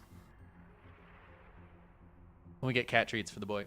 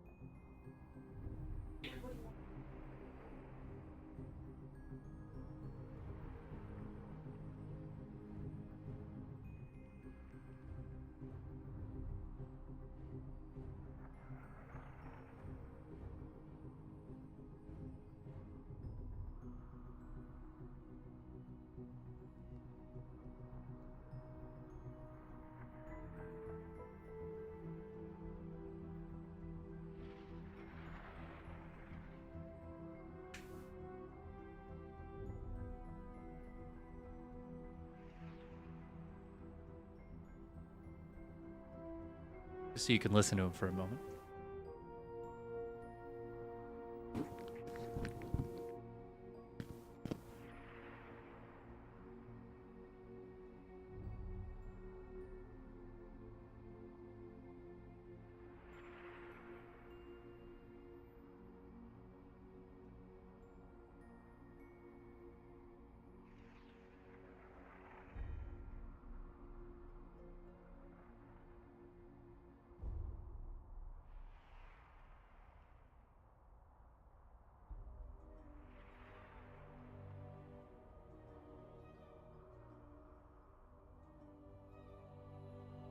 What a sweet boy.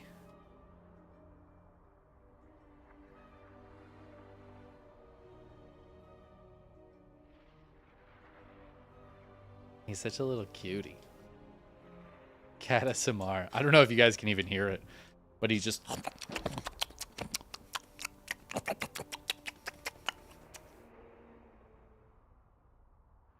so cute.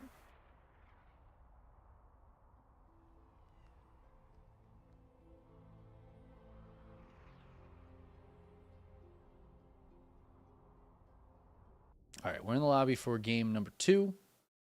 I did not see what the score was, so I'm just going to have to wing it here. I know you're such a cutie. You just got like half of this bag of treats. You're not getting anything else. I don't know what to tell you.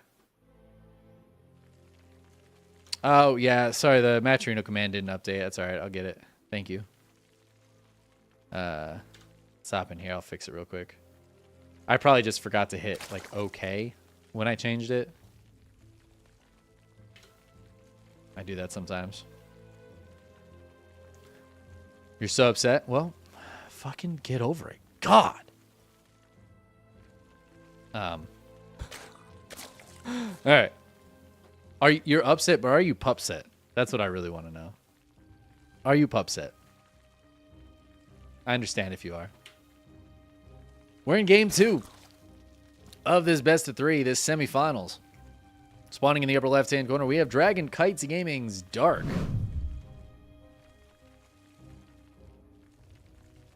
His opponent in the lower right, the Shopify Rebellion, it is Beyond.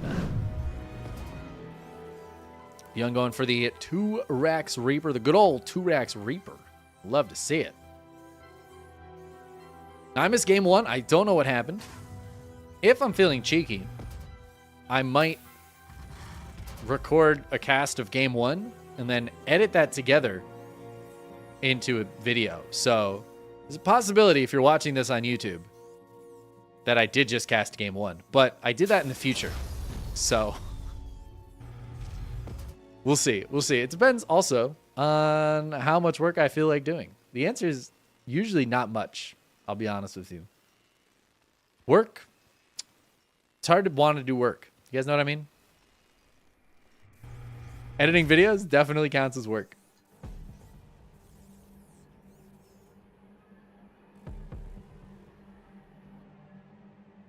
And yes, please consider checking out that match, Reno. I did fix the command. It should be better now.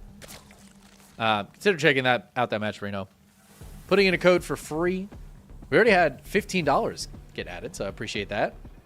It's going to be on top of the $400 prize pool we have for this bi-weekly StarCraft tournament known as the KSL.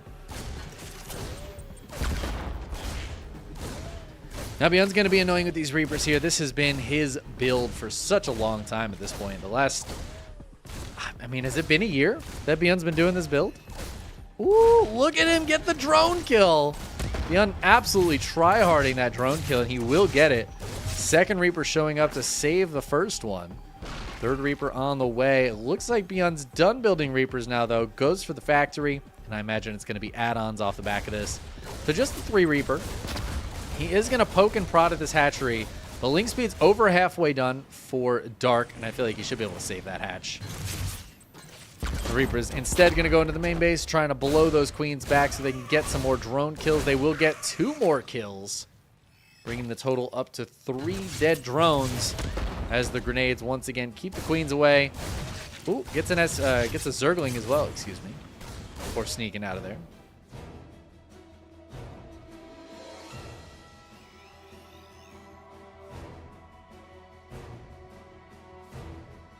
This is a Reaper jump up spot. I don't know if I noticed this before. That's cute. I love the little symbols that let us know. The caution symbols. Warning, caution, Reapers! Oh, but Dark's on it. Dark's on it. He's going to catch 2 of these Reapers, and then he's going to grab the 3rd one. Damn. That's such a Dark move right there, to catch all 3 of those Reapers with the Lings. Great split. Overwhelming and surprising Beyond. Not a ton of Zerglings out, but just enough to be annoying here. With only 1 Marine behind this wall, too. I feel like some SCVs might have to get pulled to defend. Yeah, he's going to have to send a couple out to repair. Second Marine does pop, and there's 2 more on the way. So Dark's going to go ahead and leave. But like that kind of stuff is annoying. It's annoying for Beyond to deal with. I guess he could have had 2 more Marines over there. But they were busy in the main base. It's a good scout for Dark, though. He's going to see the 3rd CC. I don't know if he saw the starport, which was lifted at the time. Maybe not. But seeing the 3rd CC is kind of enough information. He knows it's not the 4-Rax super heavy Marine follow-up that Beyond... I haven't seen him do it in a long time, but it is still a possibility, and it's a scary thing if you're not ready for that many Stim Combat Shield Marines to run across the map. So Dark's got to get that scout off. And he successfully does, and now he knows he can drone up.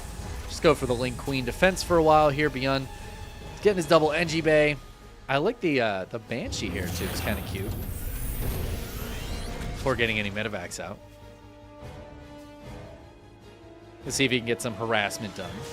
Dark was a little late to those drones because he made those Lings. So Beyond does have the income advantage for a little while here.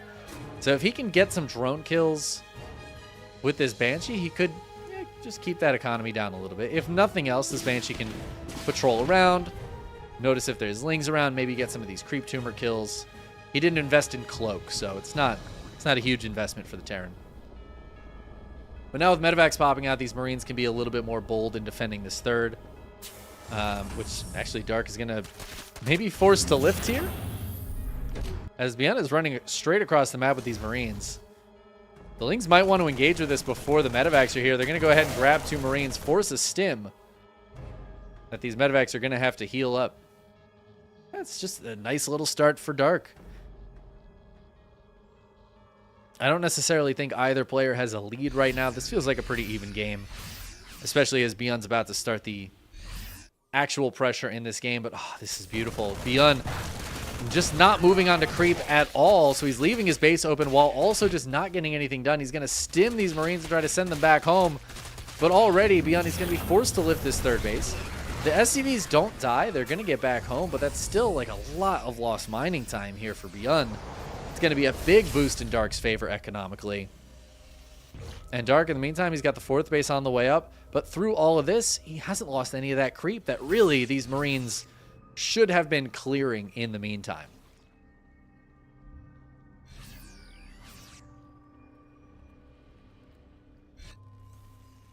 One about to finish for Bion. He's going to have a lot of power here with these Marines starting to hit soon. Banelings? Question mark? Not seeing any Banelings. It's just Lings and Queens here. Now, there's a lot of Queens. Dark plays heavy Queen. The 1 siege tank makes this a little bit more annoying for the Lings to engage on. But a lot of that transfuse energy is gone. The Lings are going to be forced to engage. They get the full wraparound. Great positioning here from Dark. Is there enough healing to keep these Marines alive? The answer is yes for now. But as the next wave of Lings pops, these Marines are going to start to go down. They're just trading as well as they can. This tank is finally going to fall. But all the Lings are going to fall too. I think Bion really needs to back up. These 5 Marines doing their best. But we see an excellent trade here for Bion, taking down 74 Lings and 5 of those Queens. And the 5 Queens is a big deal as well. That means a lot less creep spread, a lot less injects. And Dark is playing heavy Ling. He needs injects. He has 3 larvae right now. He is pretty desperately in need of larvae. He finally does have some Banes on the way, but Bane speed's very, very early on. And Bion is not going to stop this pressure. Now, this time Dark's going to have 1-1. That might have been what he was trying to wait for on those Lings. But his +1 Carapace is finally done. Ling's going to hit on the backside. There's a few Banes interspersed throughout as well, but off creep without speed. Those Banelings are going to have a tough time connecting against Bion's Marines. And Bion has taken a 25 supply lead in this game. He is just going to keep on pressuring this 4th base. Dark was never able to saturate it with drones. And look at that worker count, 63 to 74. Those Banelings are trying so hard to hit the Marines, and they are just not allowed to. A few Lings going to get on top of this this tank, but they don't get the kill. And this is just feeling like Bion's game right now. He is just going to keep this momentum up. He's only got 5 barracks, but yeah, he's building 3 more right now. He's got a 4th base finishing up. Bion is in a fantastic position, and Dark is holding on by the skin of his teeth. What Dark's hoping for right now, I think he needs like a massive Baneling connection. He does have Hydra upgrades on the way, so getting a few Hydras out could help. I don't know if he has the money for that right now. He has so much money, though. Speaking of that, he's got 11 larvae, so he can spend it. He's trying to build more Lings right now. The tank is finally going to go down. A Widowmine connects on some of the Lings and hits a Queen.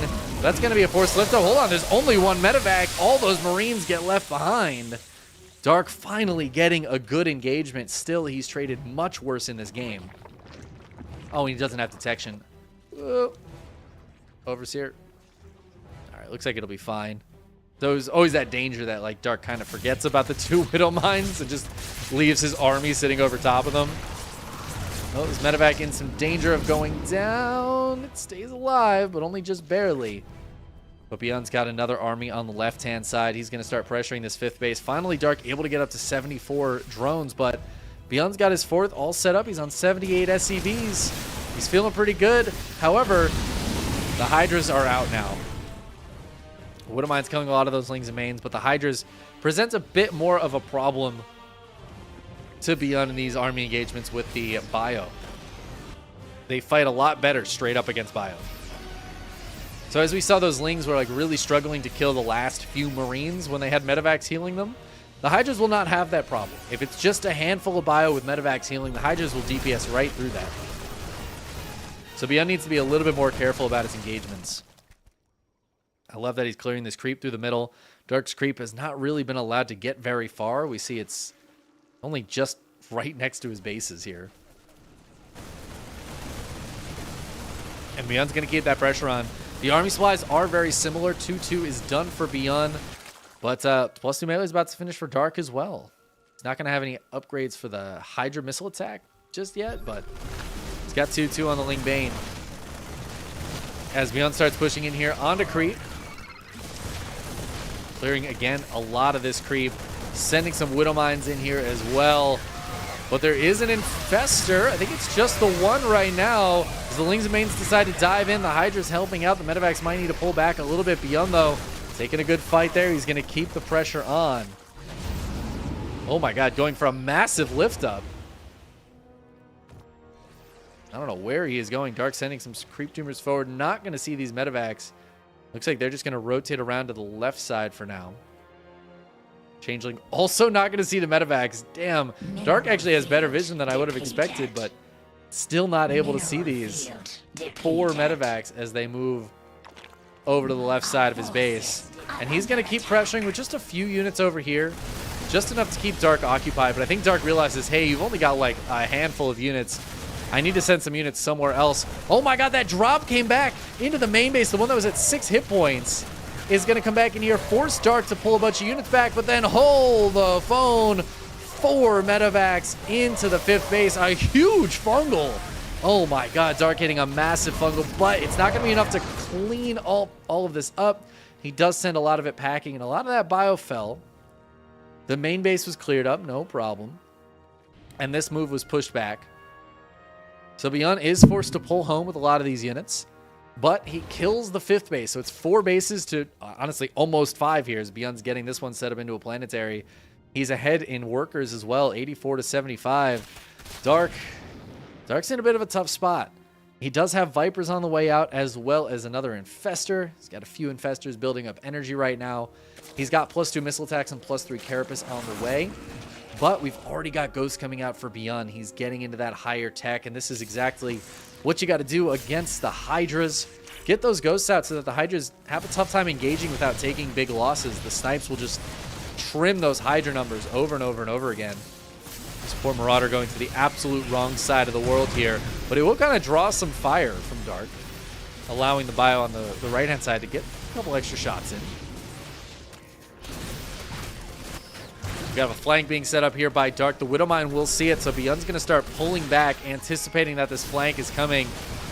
And that's going to kind of subvert the flank, but there is still the potential for the big fungal. No, the EMP goes down. Do we have another fungal? We do from the top side. Parabombs going down, trying to kill these Medivacs and stop the healing. Banelings rolling off creep, getting demolished here, and Beyond, I think, took the better fight there. But he still has to be careful. There's still a lot of Infestors here. The EMP is not clearing all of the energy. They still have quite a bit of Ghosts left as well. Dark working on that creep spread on the left side here with this 5th base coming back up. Dark is one of those players, one of those Zerg players that can fight from like an even economic footing or even behind against a Terran. Not many Zerg players can do that, but Dark, he can be very good at taking cost-efficient trades when he needs to. With the Infestors, with the Vipers, he's got a really excellent group of units here for being cost-efficient and stopping the Terran from just getting free kills. Ben's going to scan forward. He's going to stim forward. Ooh, Fungal's going down. Trying to lock down these units. A couple Infestors are getting hit. Some EMPs go down. But Beyond is going to be forced to evacuate. It's kind of what I'm talking about there. Not a terrible fight for Dark. But the problem is Dark doesn't have anything on the other side right now. One Infestor goes down. Another one does land a nice Fungal. There's not enough to finish this off just yet. Creep spread getting killed, and this base is being attempted, but not for very long. It's canceled immediately. It does look like the top side got killed. So now Dark can pull the rest of his units down here to defend this. Trade's still in Beyond's favor, but that's about the same resource difference as it was like 8 minutes ago. So For most of this game, Dark has traded cost efficiently. He is mining a little bit less than his opponent, but Beyond is arguably on too many SCVs. He's got a 6th base set up, which is kind of insane. Dark is just being outpaced by the economy of Terran in this game. Finally mining, I guess, a little bit more resources. I guess he must be being more efficient with his resource mining right now. Beyond's got a lot of buildings being built. That's kind of funny. But Beyond is going to keep that pressure on. Scans forward, tries to EMP the Infestor, doesn't quite get it. So there is going to be a fungal. As the Banelings roll forward, going to try to get on top of these ghosts. Will get on top of the ghosts, forcing Beyond back. But Beyond's pushing on this side as well. He's got the Liberator sieging up on the ramp. Keeping that creep threat back. Dark has not reached the halfway point of the map really anywhere in this game with that creep. Banelings coming in. Some Widow Mines hitting hard. Oh man, and these Liberators getting so much damage done from the air as well. Beyond's going to move them forward, keeping that pressure on. Nice fungal from the top side here before any EMPs could hit that Infestor. The Infestor will get popped. Dark getting pushed back. Dark falling to about 150 supply. And suddenly there's units on this side as well. The Queen's coming in to stop the Liberator, but they can't do it. And as the parasitic bombs go down, the fungals try to go down here. It feels like Beyond is not getting pushed back on this front either. Dark supply is falling further and further behind his opponents. He might be able to clean this up by the skin of his teeth, but he's taking so many losses in doing so, and he's just going to tap out as that army comes in on the bottom side. Beyond will tie the series up 1-1. GG. Whew, man, those guys do not mess around. There are some games of StarCraft where when you're casting them, it's just play-by-play. You really don't have time for anything else. You are just constantly hit with damage here, damage there. It's crazy. It becomes so hard to like analyze anything because all you're analyzing is like, just keeps attacking. He just keeps going.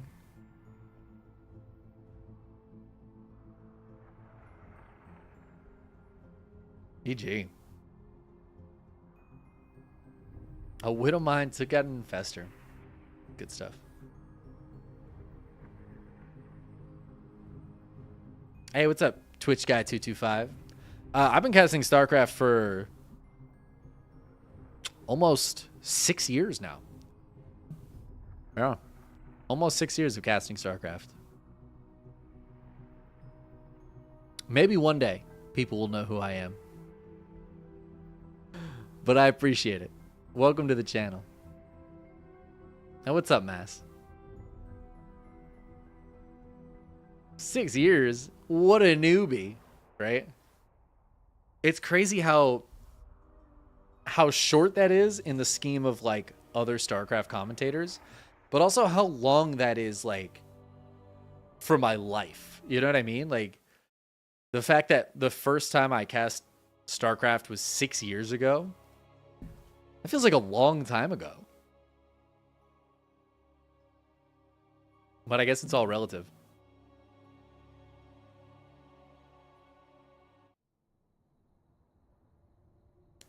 I guess it's all relative. Compared to Artosis, it's basically nothing. Like a negligible amount of time. Compared to how long somebody like Artosis or Tasteless have been casting this game. I mean, the game's been out almost 14 years. So I've been casting for less than half of this game's lifetime. Which is wild. Even this expansion's been out for 8 years? 9 years? Jeez. Almost 9 years Legacy of the Void's been out. It kind of hurts my brain. It feels so new, and yet it's so not. All right. We got game 3 here. Man, game 2 is such a banger. I'm going to try to get that replay and cast game 1. Just because game 2 is so good, and I'm sure this one will be too. Spawning in the lower right-hand corner of Golden Aura, we have Dragon Kitesy's Dark.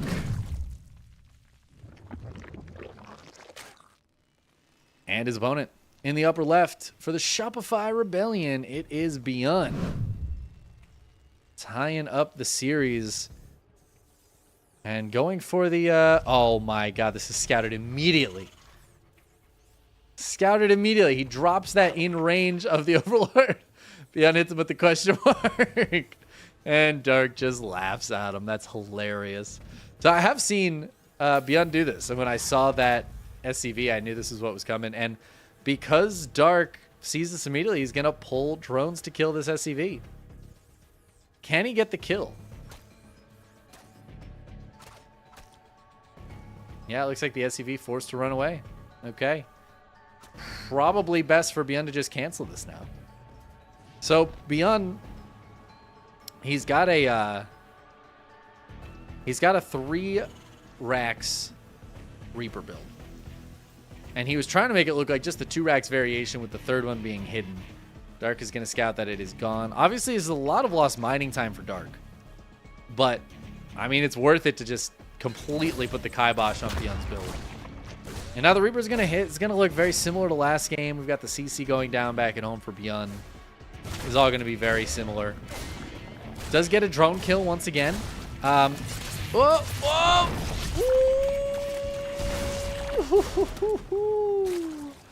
Gets out of there with 1 hit point on that Reaper. Says, not today. Not today, Dark. Well, and Beyond's going to start up an extremely fast third CC, which Dark is again just going to scout immediately. I love that so much. Dark scouting this game absolutely on point.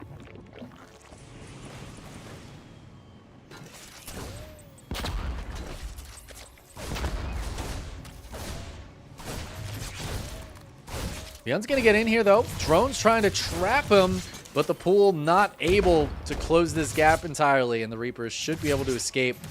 A few lings did go down. He sees a few more lings. Dark, though, he went gasless. I didn't realize this. Dark has been doing this. Rainer's been doing this as well. It's like gasless opening. It's actually kind of vulnerable to the Reapers. So I like that Beyond's pulling this out still because it does kind of expose a potential weakness for this opening. Very, very delayed ling speed. Again, we're seeing still no gas being mined. Ling speed is super far away, which means Dark kind of just has to build more lings. He can't chase these Reapers off creep at all. The Queens are locked onto creep. Whoa, but the Reapers try to get back in. Oh my god, Beyond. Actually not fair how good a Reaper micro he is. Whoa, oh, what? How does he do it? Are all these Reapers going to escape? No, the drones capture 1. But 6 drones, 7 drones go down. And 2 of these Reapers will escape. And again, Dark can't chase him off creep. The Queens can, I guess, slowly waddle their way out there. But this is an excellent, insanely good trade for Beyond in this early game. 9 drones and those 3 lings going down for just the 1 Reaper. I mean, that is huge. This totally negates the cancel on that base for sure. Beyond's got to be very happy with this opening, considering how bad it looked when that happened. But now Beyond's been mining more for a while. Dark is finally getting up to a higher worker count. But remember, Beyond had that quick third CC, so he's got triple mule mining right now. So his mineral income is actually kind of bonkers, considering he's down 6 workers. He's mining quite a lot. Finally, do have some gas being mined here for Dark as he is taking, he's taking his 4th geyser. Putting down the road chorn. There are some Marines here. What are these Marines doing? Did these Marines just walk across the map? I mean, there's still no ling speed, so I guess so. Literally nothing to stop them off creep, except for some Queens, perhaps. I mean, this is so cute from Beyond. One Marine does go down, but it's just Dark just can't do anything about this if those Marines just stay off creep. The Reaper is going to jump into the main base, see if they can't get some kills here. Ooh. Did he cancel the lair up here? Because he's got the lair going down in the natural. Not sure what happened there. 3 drones going down, though, as those Reapers will die. Dark's got 2 more gas going down. I feel like he's going into mutas. This is a lot of gas being mined for it to not be mutas. Beyond just continuing to rally Marines across the map. He does have medevacs on the way now to help him out. This is so funny, though. Roaches are coming out. The Lair's about to finish, so Roach Speed can start up, and it's double Evo Chamber. The Dark is going to stick on Roaches, it looks like. I still don't think he got Ling Speed, so no Ling Speed, straight into Roaches and Roach Speed. I imagine that extra gas is going to be for Ravagers then. And Dark's just going to go heavy on the Roach Rav. But beyond, he's going to go drop in the main base. Without Roach Speed and without Ling Speed, this is going to be so hard to deal with. Dark is out of position. The Roach is frantically trying to get on top of this. The Roaches don't shoot up, which means a lot of drones could go down in the meantime. 4, 5, 6. Plus those 2 queens. And now the reposition to the natural. And Dark still just a little out of position. Another drone going down. The Lings and Roaches get there, and Beyond just picks up. Just going to hang out in the corner. He sees a lot of Roaches coming out. And he sees the double Evo, and this double Evo is a huge scout for Beyond because it tells him that this isn't just an all-in immediately. If it is going to be an all-in, and I'm starting to think it might be, he's got to wait for 1-1. So Dark isn't pushing too soon. That's going to give Beyond some time to set up. Beyond is continuing to build tanks, and I think that's the smart choice here. I feel like tanks are the way to go. There's still no 4th base for Dark. Dark is putting down an infestation pit. He's on 60 drones. He is pumping out some more right now, but like, this feels like a terrible position for Dark. And I think he's trying to Dark his way out of it. This is a Dark move right here if I've ever seen it. 3 bases, no 4th base, just going to go up to 69 drones. He's got 1-1 on the way. Let's get into Burrow. Let's get the infestation pit. Let's see how annoying we can be. How cost efficient can we be? But Beyond, he doesn't want to just sit at home and defend whatever Dark is doing. He's going to clear some of this creep. He's going to keep that pressure on. He still has these 2 medevacs threatening back here. Nothing really shoots up to kill them except for queens, so I don't really have too much to worry about right now. But it's keeping that pressure onto Dark. Dark going to get some infestors out. I wasn't sure if the infestation pit was for infestors or if it was going to be for the hive. Dark does like to go for a quick hive. But it looks like he's just going to try to go for a big Roach Max with infestors. No, the moment I say that, the moment I try to predict what Dark is doing, he does something else. He drops the 4th base. He starts up the hive. He starts up the Hydra Den. It's just it's a beautiful countering the caster's words out of Dark. Beyond is taking a 4th base. I don't know if he knows about this one. Okay, it looks like he has spotted this 4th that Dark put down. It's such a weird game. Dark is going so low eco with this. Beyond has been mining more basically this whole game. Which, again, I mean, it kind of was last game too, but Beyond won last game, so. I feel like Dark has a much better chance of being cost efficient with Roach, Ravager, and Infestor, though. He's trying to get into Lurkers, but Beyond does not want to give him time. He wants to put pressure onto this 4th base. He's going to start sieging up. Ooh, the Infestor's coming out first. The first fungal not hitting super well. The second one hitting pretty beautifully.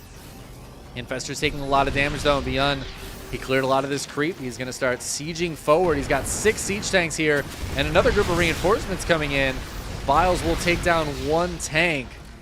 But more Biles coming in at the same time. The double drop going in here. A single drop trying to go in here. Dark deflecting this really nicely so far. Although this hasn't been quite cleaned up yet. But the 4th base is still in trouble as more tanks sieging up for Beyond. Sieging forward. And this 4th base, Dark is just going to evacuate it. Leaving this to die. A couple Marines still down here. Trying to get the kills here. These 2 Roaches are actually not going to be enough to clean this up. These 3 Marines are going to finish the Roaches off and get a few drone kills even. Oh, man. And now Beyond moving into the main base with a triple drop. He is not stopping this pressure at all. Sending the tanks home to join up with some reinforcements in the middle of the map. Infestor getting jumped on here in the main base. And Dark is just forced to tap out. Beyond with that pressure from the very beginning. Just keeping on Dark, keeping him stifled. Dark trying to make it up into like Roach, Ravager, Infestor, Lurker. But Beyond doesn't give him a chance. He puts that pressure right back on, dropping, pushing with tanks. Beautifully played by Beyond, and he will take the 2-1 victory in that game, in that series. Beyond will be moving on to the finals. GG.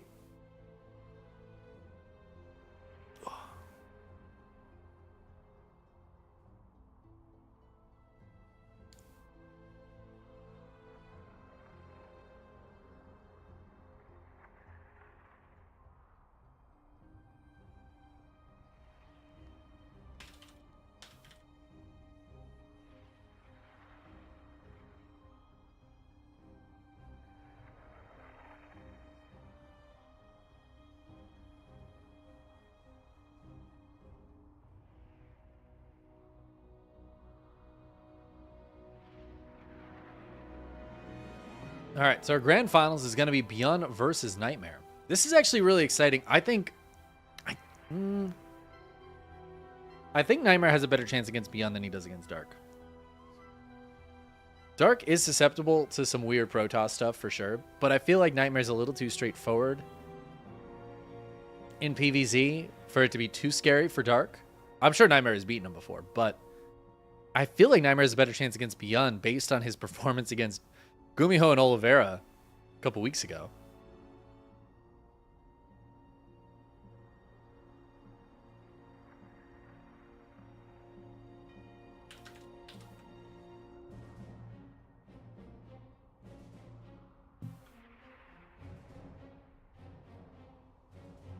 And it's funny, Hero doesn't get into the finals, and then Dark doesn't get into the finals. We don't get either half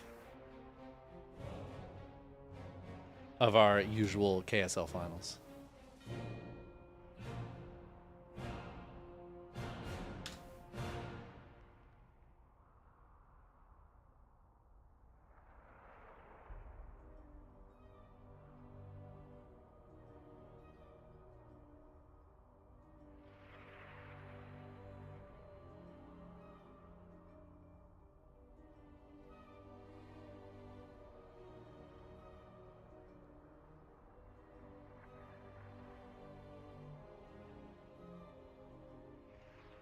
Okay.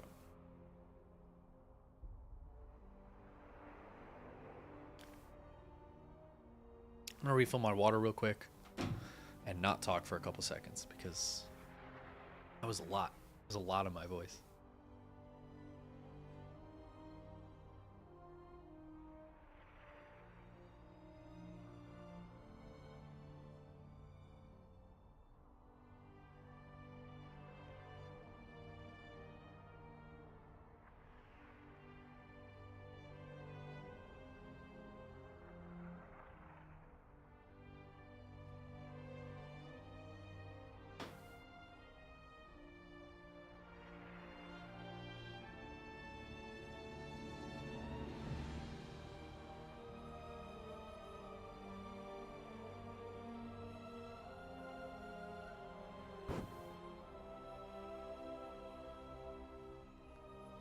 There we go. Get a nice clean heart.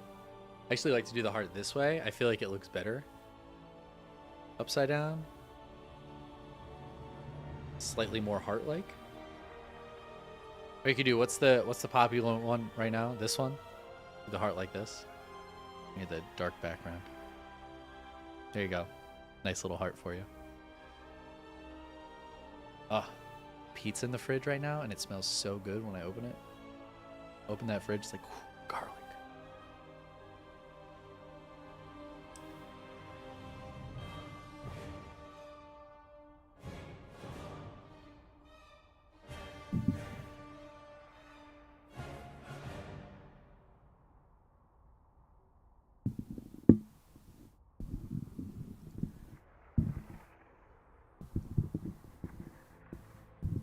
I think I might have broken my mic stand a little bit. The other day I pulled it the wrong way and it made a big crack sound. Still seems to be working fine, but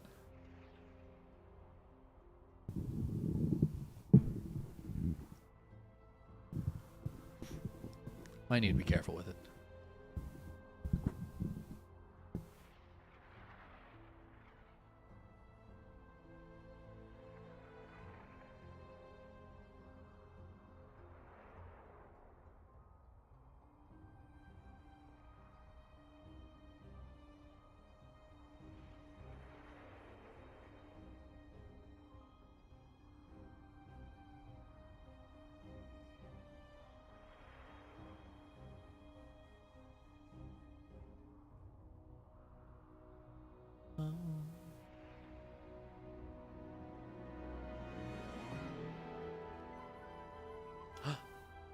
Dark followed me.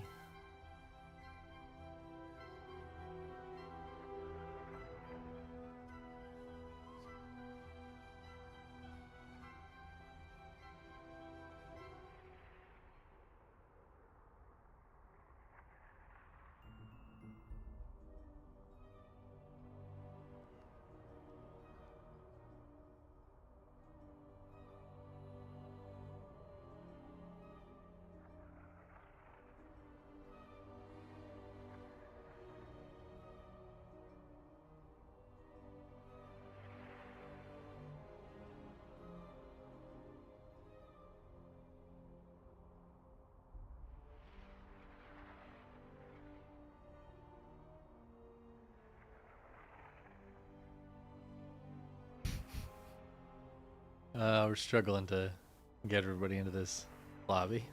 Should be good now. All right. We're good now. Stand back up to cast some StarCraft.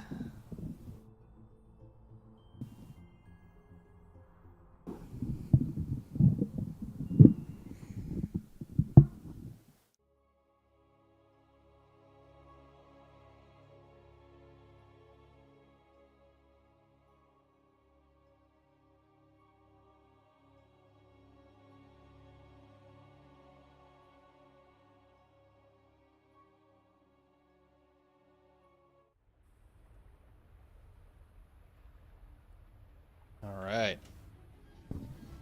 It is grand finals time. We're hopping into game one of our best of 5 here, starting on hard lead. This is the grand finals of KSL week number 42. We have a potentially surprising name here. I think if you looked at this bracket, you would not expect this man to have made it to the finals, but he does have arguably the best PvP in Korea. Taking down some big Protoss names to get here. It is Nightmare. Making it here despite being teamless. Got to get him on a team. His opponent in the upper left-hand corner, he has a lot of experience being teamless. He won a GSL and a BlizzCon while being teamless. Although right now he is representing the Shopify Rebellion. It is Beyond. Should be an absolute banger of a series. And as we get into this grand finals, I'll remind you guys to do a few things for me if you wouldn't mind. Number one is hitting that subscribe button on YouTube, follow button on Twitch. That's number one. Is combined. Maybe one of those things. You get to choose. It's like a choose your own adventure. Number two would be checking out the Matcherino for this event, which will be either in the description of the YouTube video or !Matcherino in the chat. Yeah, add a 25 cents coupon code if you wouldn't mind. It's free for you. It gives 25 cents to the players. Every little bit counts. And third, this one's fully optional, but consider checking out the Patreon if you want to support the KSL and get the replays from this event and every other KSL we do. We are fully funded by the Patreon as a crowd-funded tournament. Right now with our budget, we have one tournament every other week. Would love to get back up to weeklies, but for right now, happy to do the bi-weeklies. A lot of excellent players in today's bracket. And it all culminates in the grand finals. As Beyond already gets a probe kill with his first Reaper. Looking for his second one, but has to run away from this Adept. Got to be a little careful. The Adept will 3-tap the Reaper. Some great micro from Beyond, though. Gets around that Nexus, gets the second kill, and, yeah, scouts the Stargate, knows what he's up against. Oh my god, keeps the pressure on, too. Doesn't get the third kill, at least not yet. And with 2 Adepts out, I feel like he shouldn't get the third kill. He dove in for a kill, but didn't quite get it. Ooh, and Nightmare. Cheeky cancels the Stargate. Drops down the Twilight Council. So that scout from Beyond suddenly no good. And now he's probably going to build a Viking here. Oh no, it's a medevac. Well, I was going to say, it feels like he's just going to go for the anti-air, but Beyond not too concerned about it. Wants to put on a little pressure of his own. He's going to get the Cyclone out. The Medevac with a few Marines. Oh, even a second Cyclone.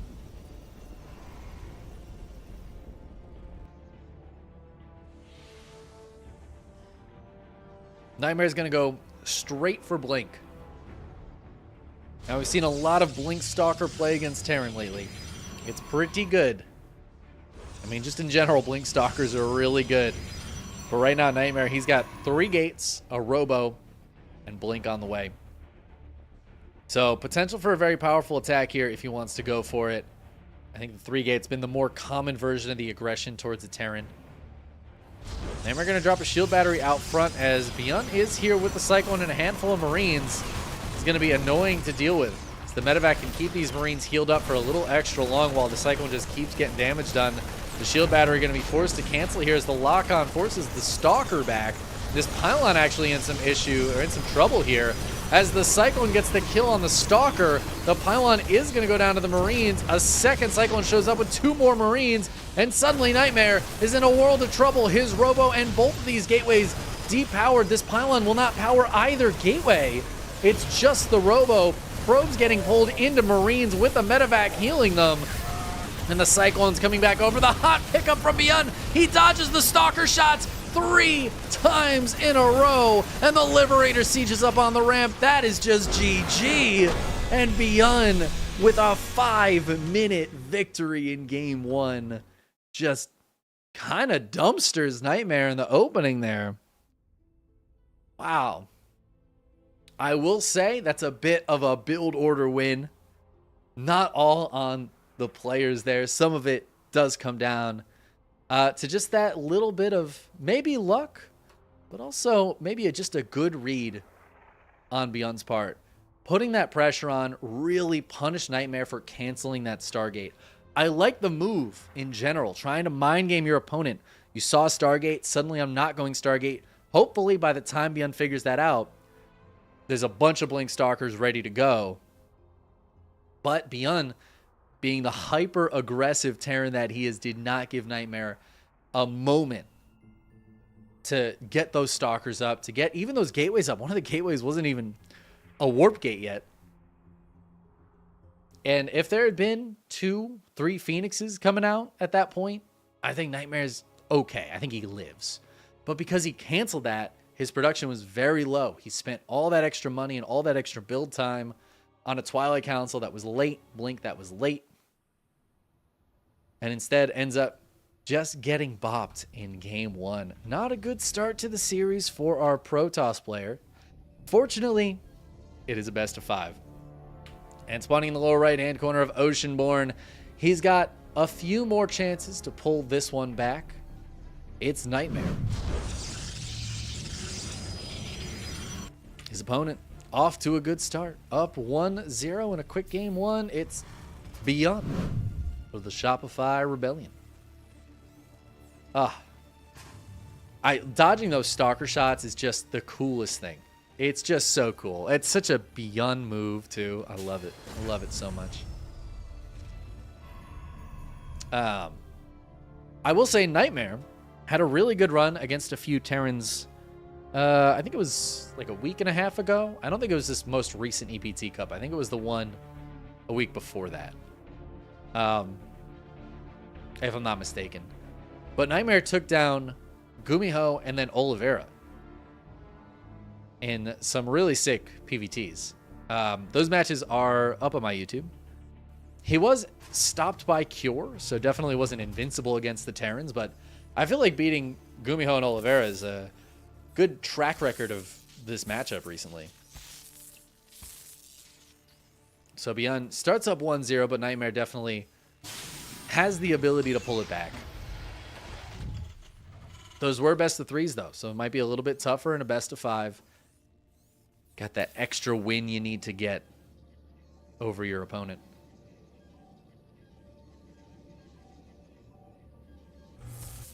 Nightmare is not somebody I usually think of as like a super emotional player that's going to let a loss in game 1 get to him. Some players, and I feel like I would probably be this kind of player, if you get bopped like that in game 1, it can be really tough to like pull it back mentally in the next games. Oh, this is cute. Look at that. Beyond looking for the probe, but the probe is just hiding in the bush. Just hiding in the bushes. Now Reaper's not going to be able to find it.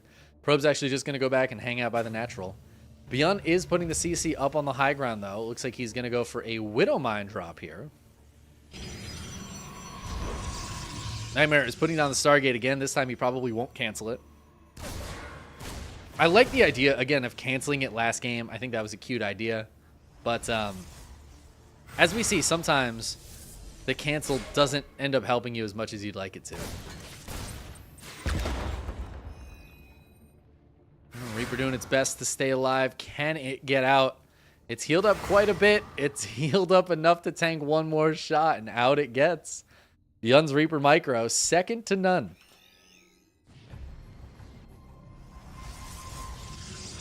He might even be able to sneak in the base and see the Stargate if he wants to. The Stargate is finished now, and it's a Phoenix first. I like this out of Nightmare. I'm just not a huge fan of Oracles against Terran. They can be good, you know, later on in the game, I feel like. Tagging units and things like that, but I don't know, they never feel like they get a lot of harassment damage done, and Phoenixes are just a much more versatile early game unit. I actually see more SCVs go down to like 4 Phoenixes than I ever do to even 2 Oracles. I feel like well,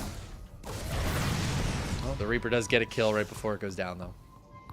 The thing is, the Oracle, if you guys aren't aware, the amount of damage the Oracle does every like attack cycle, it takes 3 hits to kill an SCV, whereas it takes 2 hits to kill a probe or a drone. So Oracle's much better against Protoss or Zerg than they are against Terran, because that extra cycle of damage, it compounds, right? Takes 3 hits to kill 1, 6 to kill 2. All of a sudden you're at 9 to kill 3, which would have killed 4 probes or 4 drones already, and I don't know, it's just usually doesn't get too many SCV kills anyways. And I love Phoenix openers against Terran. I think they're really strong against harassment-based Terran openers. We did see that Widow Mine come out earlier, although I don't think it ended up being a Widow Mine drop.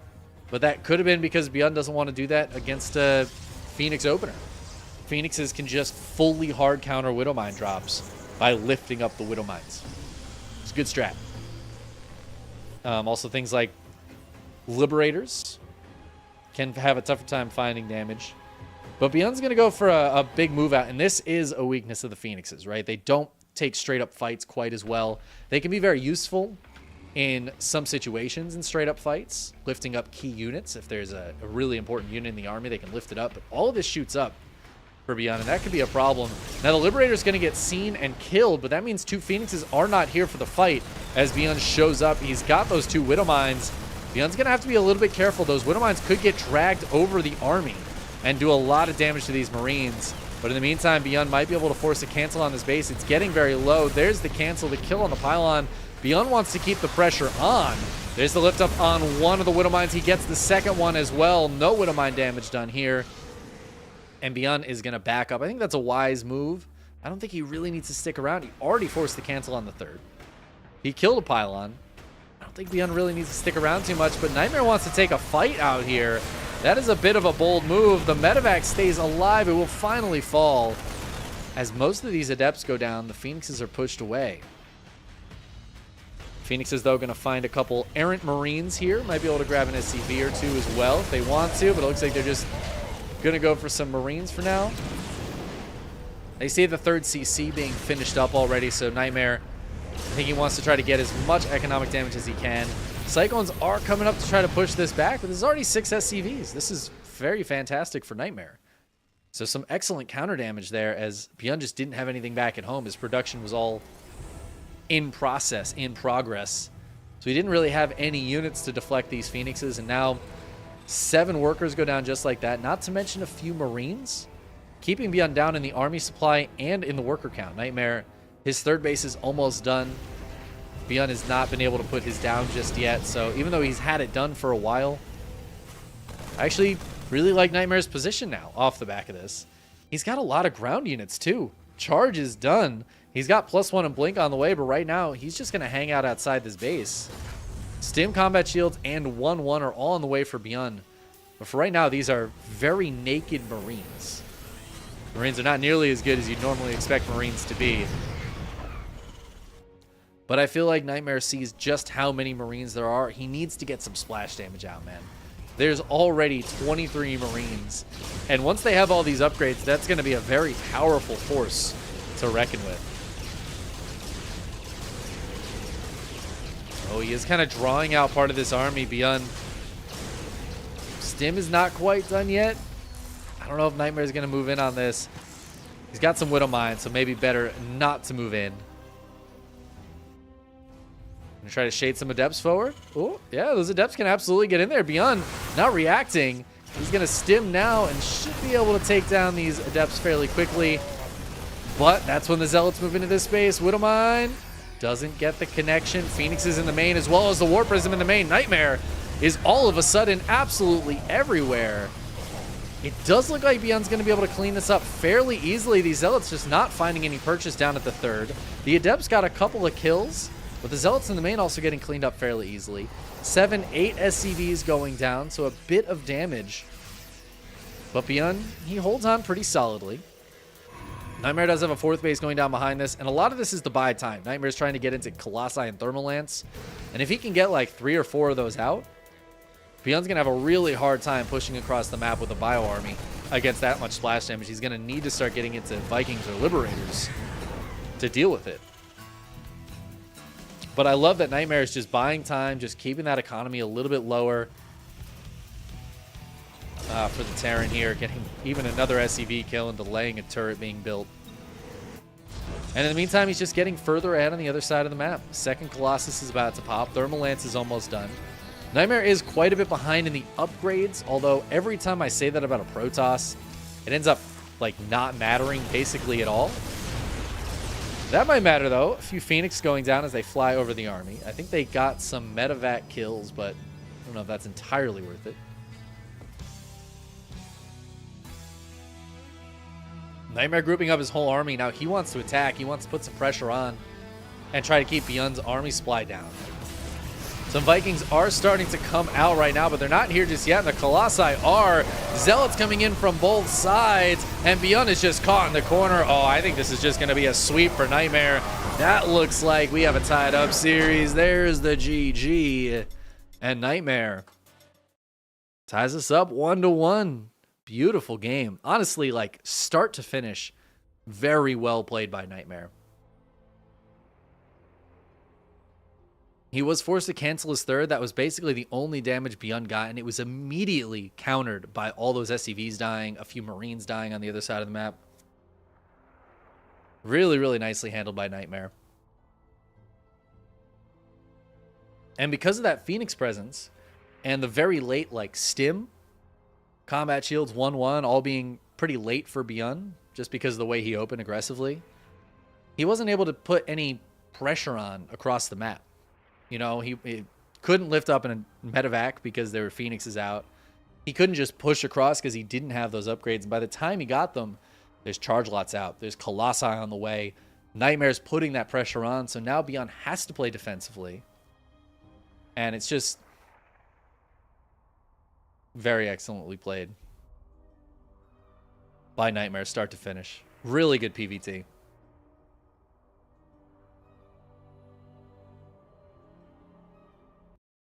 Certainly makes, I think, Nightmare feel better about game one.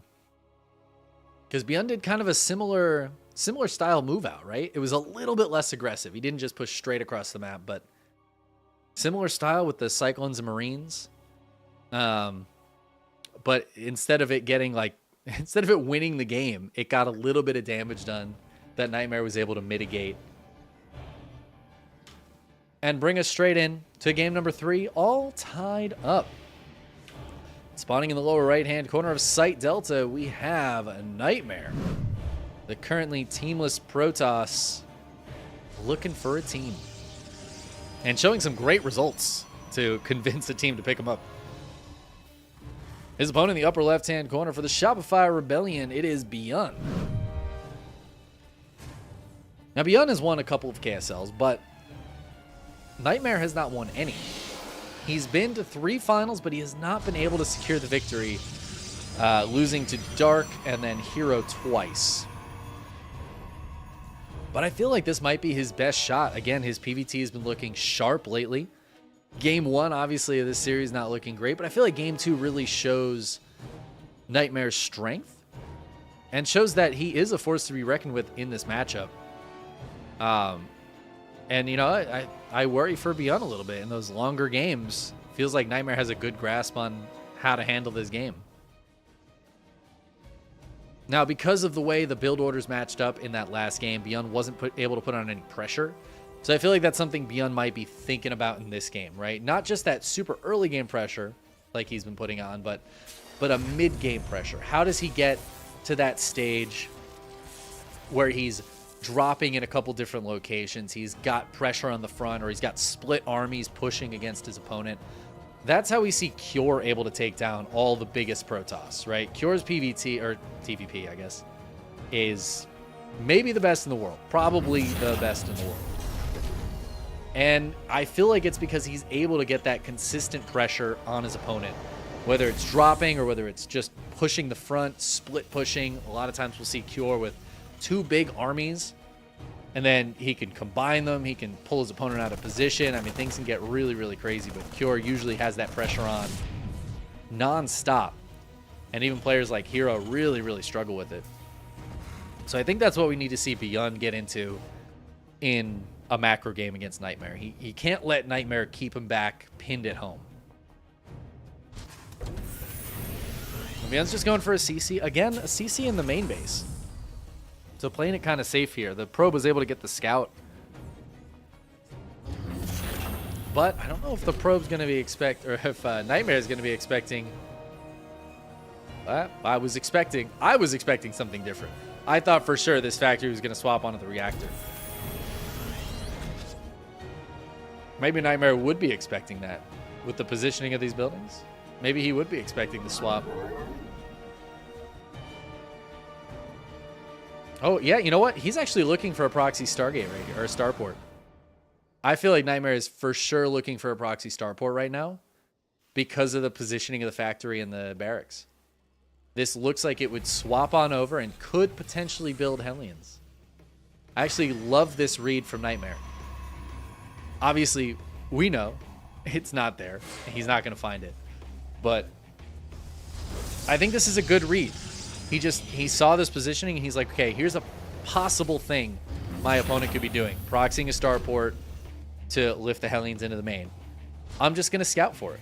I'm going to go take a look for it and see if I can find it. And he's kind of eliminating possibilities of things Beyond could be doing. Now, this looks like pretty much the exact build Beyond did in Game 1. I guess if it ain't broke, don't fix it. The difference is, in Game 1, Nightmare went for a starport, or Stargate rather, and then canceled it. In Game 2, he did not go for that cancel, but this is still just a blink opener with 3 gates. So this is going to be basically the exact same build here for both players as Game 1. But this time, the shield battery is done. That's going to help out quite a bit. There could be an overcharge here for Nightmare, and he's going to turn it on. And that's going to be enough to push Beyond away for now, or at least into the main base. Oh, but Blink is done, and the medevac, it's so low. And it should go down here. One Stalker trying to back up. Woo. Oh, yeah. It's all going to fall. 4 probes go down. Good target fire from Beyond there, but Nightmare cleans absolutely everything up. Takes a great trade to start things off. Kills the medevac, the Cyclone, and all those Marines. And now Beyond, I mean, honestly, he's in a little bit of trouble back at home. That was a lot of early game units that are now not here to fight.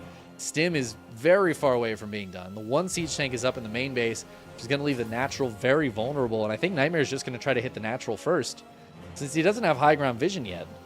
It looks like this bunker for Beyond is going to finish just in the nick of time, though.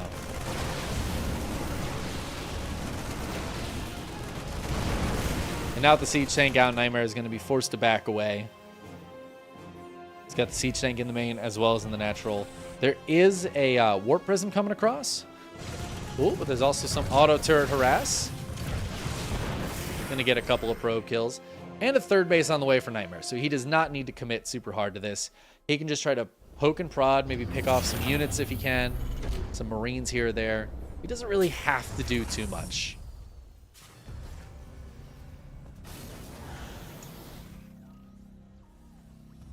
He's going to load up the Warp Prism with 4 Stalkers. The tank can hit pretty far over here. That's going to be a dead SCV building that command center. Going to be a nice delay on the 3rd.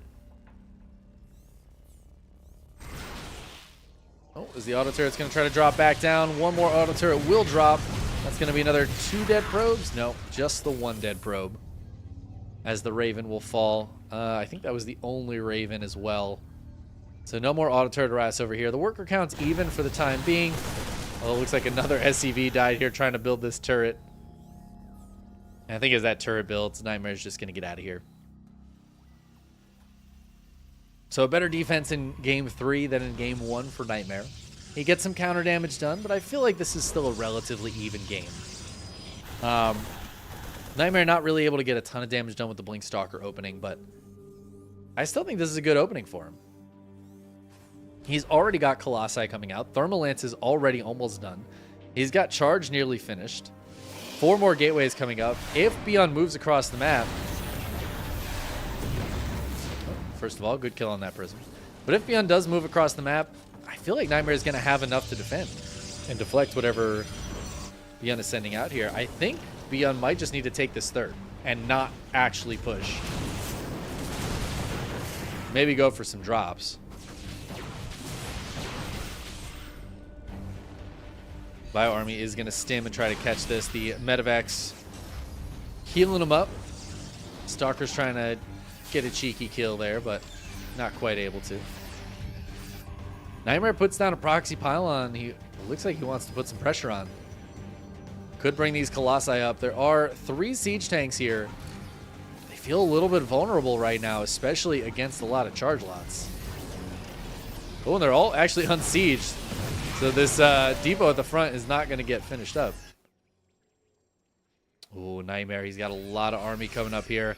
If the Zealots come from the backside, they could draw some of this tank fire, maybe get on top of these 2 tanks. Nightmare going for a big warp in up top. Even got some High Templar warping in for a big old beefy Archon boy. This is looking like a very scary attack from Nightmare. He's ahead a lot of army supply. Beyond does have +1 finish, which is something that Nightmare does not have. But I feel like if the spread is big enough, it might not end up mattering too much.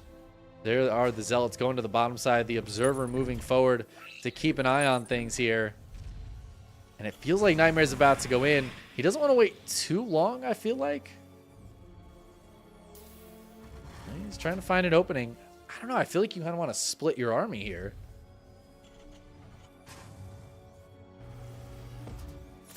Or maybe he doesn't want to at all. He could just take the 4th base and macro out of this. But again, I feel like the longer he waits, the worse this is. +1 armor on the way here for Beyond. And that's getting very near to finish. Nightmare is going to start pushing forward, though. The Colossi trying to mince up this bio. One of the tanks going down, a 2nd tank falls. The 3rd tank getting low. A lot of Zealots and some Archons on the top side as well. SCV is going to start to fall as Beyond is forced to pull back into the natural up the ramp. But the 3 Colossi still alive. There's no answer for them. Oh no, and the SCVs don't have anywhere to run. EMP hits the Colossi, but there's nothing to actually kill them in GG. Nightmare waits and waits, but when he pushes in, he wins it anyways. He hit before that armor was finished for Beyond. I don't even know if that would have made a difference. Just such a big, beefy army there for the Protoss. And Beyond, again, stifled, not able to put that pressure on, right? He had that early attack, very similar to game 2. The early attack gets deflected with minimal damage, a little bit, but minimal damage. And then the counterattack from Nightmare just keeps him back, keeps him at home. He can't really push out. Not taking a lot of damage, but he can't do anything. And Nightmare just macroing like an absolute champ behind it, getting into that army he needs to. And Beyond just never able to put any pressure on. Nightmare able to do whatever he wants. That is not bode well for the Terran. And suddenly Nightmare is on match point in this finals, looking to win his first KSL. Oh, I'd actually be so stoked if Nightmare won this series. I love Beyond. And I'm never sad to see Beyond win. But to see Nightmare take down Hero, Classic, and then Beyond to win his first KSL would be sick. Well, let's hop in. Because it's not over yet. It ain't over till it's over. And it ain't over. Spawning in the upper right-hand corner of Alcyone, trying to close this one out. It is Nightmare. His opponent in the lower left-hand corner for the Shopify Rebellion, it's Beyond.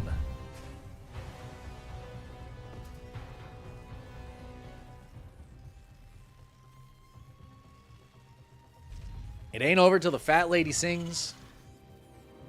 And I ain't singing. Actually, that's probably not true. I probably have been singing a little bit. I don't know. I don't feel like I sing on broadcast as much as I used to. I feel like I should get back into that. I feel like that was something I did when I was really tired in casting. I'm usually slightly more awake these days. Less delirious when I'm talking about StarCraft. But I kind of miss the days when I would just make up random songs in the middle of casting. What am I, like a professional caster now? That's no fun.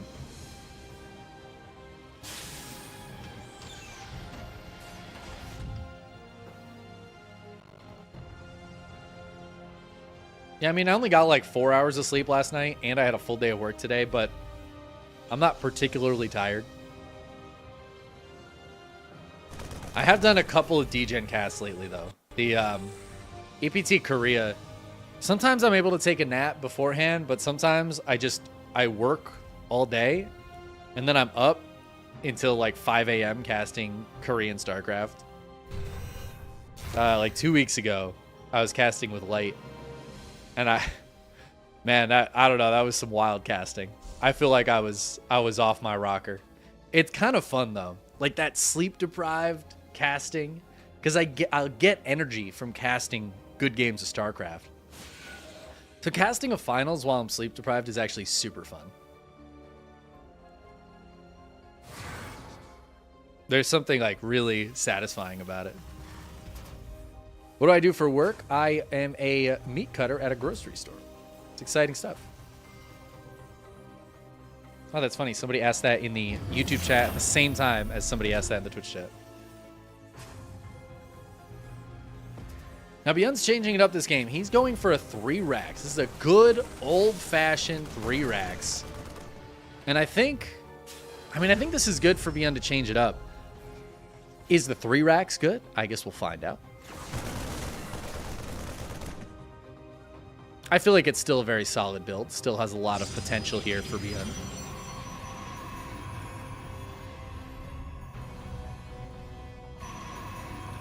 Oh my god, Nightmare's going for a Dark Shrine.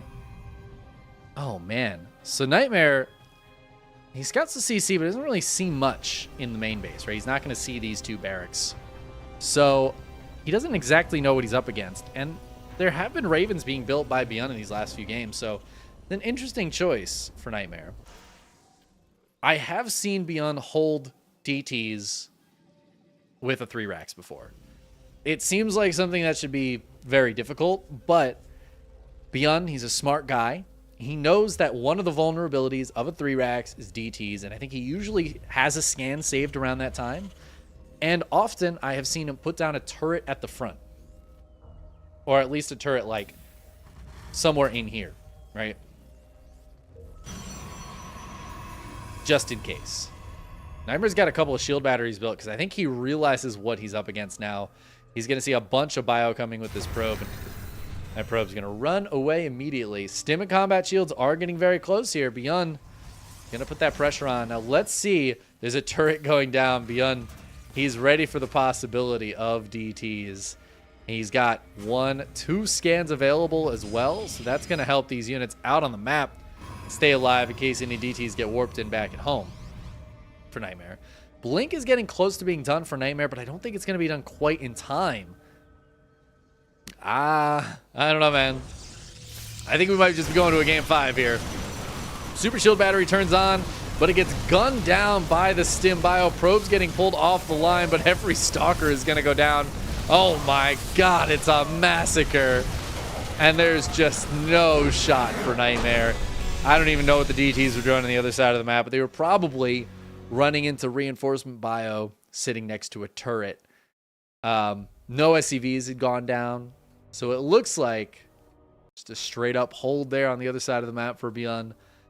And that is going to be game 5. Nightmare trying to end it in a cheeky fashion, but instead gets kind of bopped. And I feel like, it might come back to bite him here.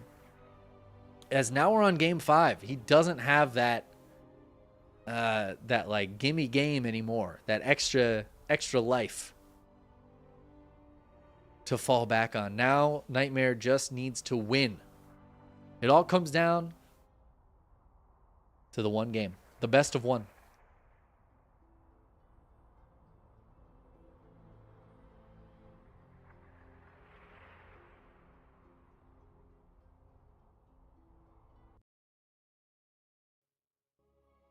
And thank you for the kind comments in chat, Player Cave. I don't pay enough attention to YouTube chat, but I try to. I'm not actually allowed to put YouTube chat on the screen. That's like a Twitch rule. I can have Twitch chat on the screen, but as a Twitch partner, I can't have YouTube chat on the screen. I don't know if they're going to actually enforce that, but that's why YouTube chat's not on there. So I apologize for the YouTube chatters. Only Twitch chat can be on there. Well, let's hop into game number 5 as we are spawning into Golden Aura. And in the upper left-hand corner, it's Nightmare. And his worst nightmare might be getting up to match point and then losing it.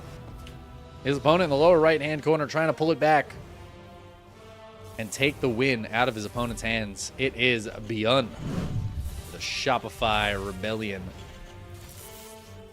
dealing with an annoying probe. Would love to see Nightmare put the pylon down. The cheeky pylon to trap the SCVs here.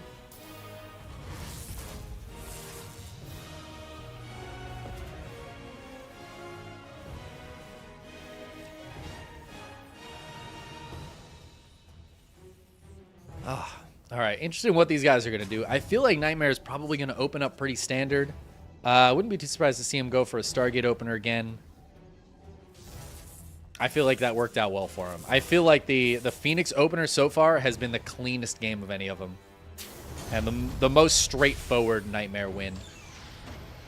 Game 3 was also quite nice. It was a great defense from him. So he could just open Blink also. I feel like if Nightmare just opens standard and doesn't mess around, he's got a much better chance. So far, the 2 games Beyond won was obviously the DT's last game that just completely failed against the 3 racks Beyond was doing. Because again, Beyond knew the vulnerability to that build is DT's, had a turret back at home, and had scans saved, and there was just nothing Nightmare could do. But also game 1 with the canceled Stargate, Nightmare just put himself in a bad position, hoping that he was going to be able to make up for it by bamboozling his opponent. That just didn't happen. Beyond didn't care if it was a Stargate or a Blink opener. He scouted the Stargate and still just did his build anyways. We know this because game 2 was a Stargate opener, and Beyond did a very similar build anyways. But now Nightmare, he's going to proxy again. I say again. I don't think he's proxied so far this series, but I'm just worried that Nightmare's doing something like cheeky and weird, but it feels like in the straightforward macro games, if Nightmare just plays defensive macro and then counter aggresses when he holds whatever Beyond throws at him, I feel like Nightmare is just like winning those games. So I don't know why he's playing very much like somebody who's not favored in a macro game, but I feel like right now his macro game is better than Beyond's. It's got another gateway going down. It's proxy gated across the map. No tech though, so this is no tech out of Nightmare. Just straight up 3 gates on 2 bases. He's going to be putting that pressure on to Beyond. So now Beyond is in kind of the opposite position he's been in some of the other games. And he's going for 3 racks again, but this time it's a very fast third CC with the 3 racks follow-up. So he's going to be a lot later to that heavy bio unit count than he was last game. So Nightmare might have the opportunity here. He's got the Robo on the way behind this as well. Warp Gate is finishing up. The Adepts are shading in, seeing how many Marines there are. I don't think Nightmare knows what's up on the high ground or anything. He doesn't have any high ground vision just yet.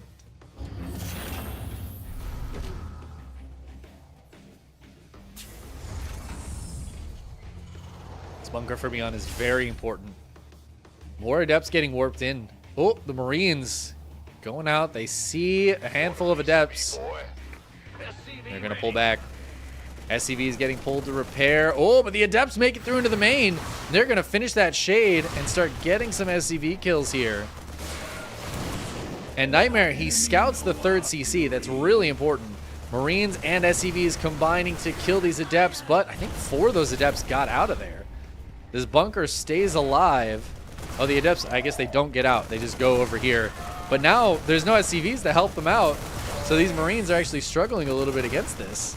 6 SCVs went down, as well as a handful of these Marines. Obviously, a lot of production still available for Beyond. And Nightmare, he's got to keep the pressure on. He doesn't have a third base behind this. He's getting into a Robo Bay, and he's chronoing out this Warp Prism, so it looks like he wants to get into, I'm going to guess, Disruptors? That's going to be the best way to keep this pressure on. They build a lot quicker, but as I say that, I'm proven wrong immediately. Straight to Colossi. And it looks like Nightmare is going to take a third base. He knows this third CC is done. He knows killing 6 SCVs really isn't that big of a deal. Beyond can remake that in like 60 seconds, right? Plus, he's got triple Mule. So he really doesn't mind losing those SCVs, trading out for the Adepts of Nightmare. But the Warp Prism is here. The Stalkers are going to drop into the main base and at least draw these Marines up, get a kill or 2. Oh, the stim here making things a little bit spicy. But the Prism will get out of there with all 4 Stalkers in. Nightmare waiting for the money. Nope, spends it on 4 more gates. He's got Prism speed and a second Colossus on the way. All right, who needs a third? Nightmare doesn't need a third. But if Nightmare doesn't build a third, he's got to get damage done. He has to get big damage done. So far, he's killed 6 SCVs and 9 Marines. That's just not enough. He's actually lost more than he's killed. And that's a big problem for him right now. Oh, the bunker tanking that first shot. The Marines tanking the second shot. And so far, the Colossus has done absolutely nothing but taken a bunch of damage. It has no shields left.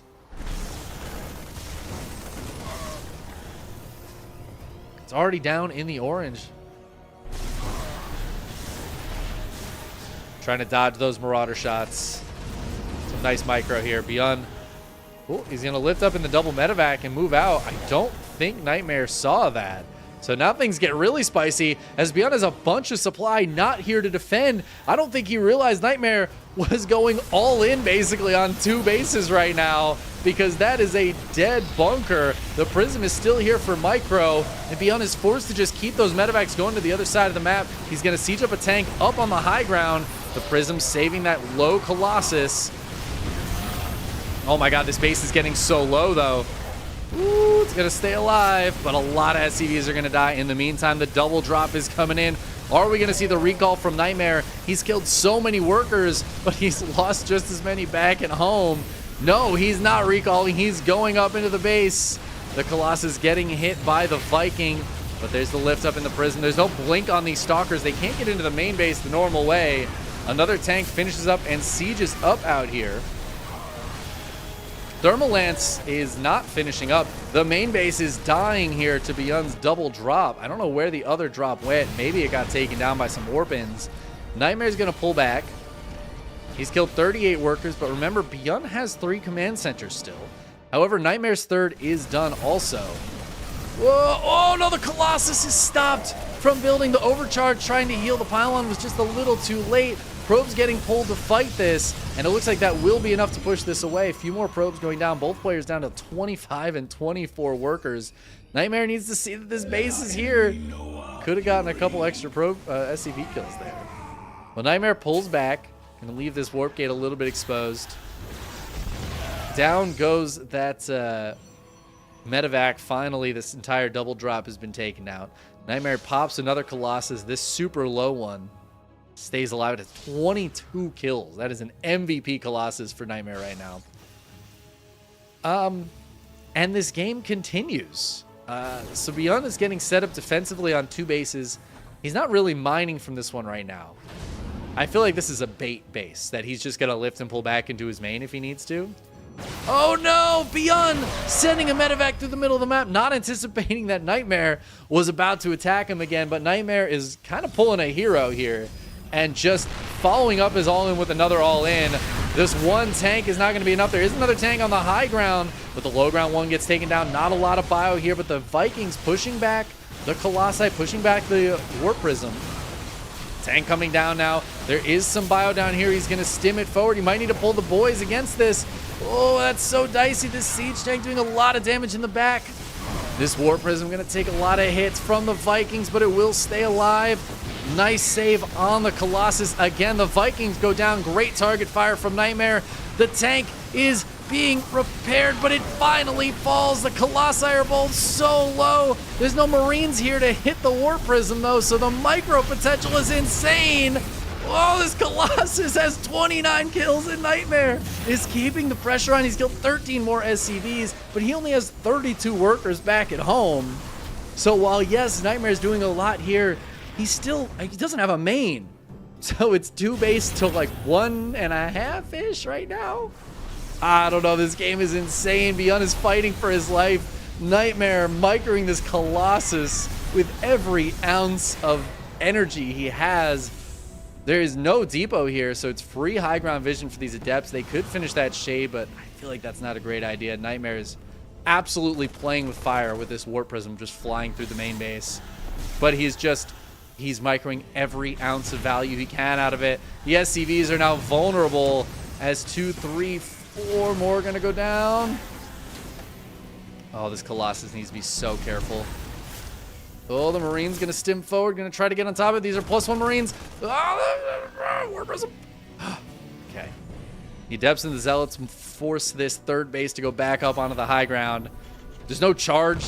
There's no glaives. I don't even think there's a Twilight Council. Nightmare's just going to push in with slow Zealots and regular Adepts against this bio army. I don't think it's going to work, though. But I guess it's distracting in the meantime. This Colossus getting even more damage. That's 47 kills, this Colossus. Make that 48, 49. That's going to be a 50-kill Colossus right now for Nightmare. And he's going to warp in more Adepts. He's only on 46 probes back at home. It's basically 2 bases. He's going to put down the main again. But Beyond's on 27 workers. He's got triple mule, but he's running out of mineral patches. Look at the main. It's got 2 mineral patches. The natural is starting to mine out. It's going to lose a couple of these mineral patches very soon. This one's about to go. Oh my god, 49 kills. Can it get 50? 50 kill Colossus. Let's go. Oh my god, Nightmare. Absolutely killing it with this micro, and now he's got a bunch of stalkers. Another Colossus. There's 1 siege tank and 1 Viking. We got to keep an eye on this Colossus. We have to. I hope this Colossus stays alive. I think Nightmare is on the verge of winning this. There's actually a 2nd siege tank in the main I did not see, and a lot of, actually like a decent amount of bio here for Beyond. Nightmare is playing a little bit afraid as these pass by each other like ships in the day. This Viking gonna push out and just do a little bit of damage. There's Adepts in there, so they're just gonna leave. This drop is heading across the map, but there's a few stalkers back at home. No shield battery here just yet. Finally, a Twilight Council for Nightmare. I think Nightmare's put himself in a very good position here, but Beyond has some tools at his disposal. He's going to get on top of some of these probes and just get a bunch of probe kills right away. Ooh, these stalkers not having a great time either. They are going to kill the medevac, though, so this is a suicide mission suddenly. The Adepts try to drop in, but they get pushed away without getting any kills. So Beyond he's pulling it back, man. Look at the worker count, 36 to 35. Now again, Beyond's mining is hot garbage right now. It's hot garbage. Let's take a look at that income. Not good. He's mining super inefficiently. The worker count is not telling this story here. He needs this third desperately. He's going to go take it, but I feel like this is the opportunity for Nightmare. He's got Blink halfway done. He's got the Dark Shrine on the way. That is a sick move right now, dude. Sick move. But I feel like this third base is a lot more vulnerable than that natural ever was.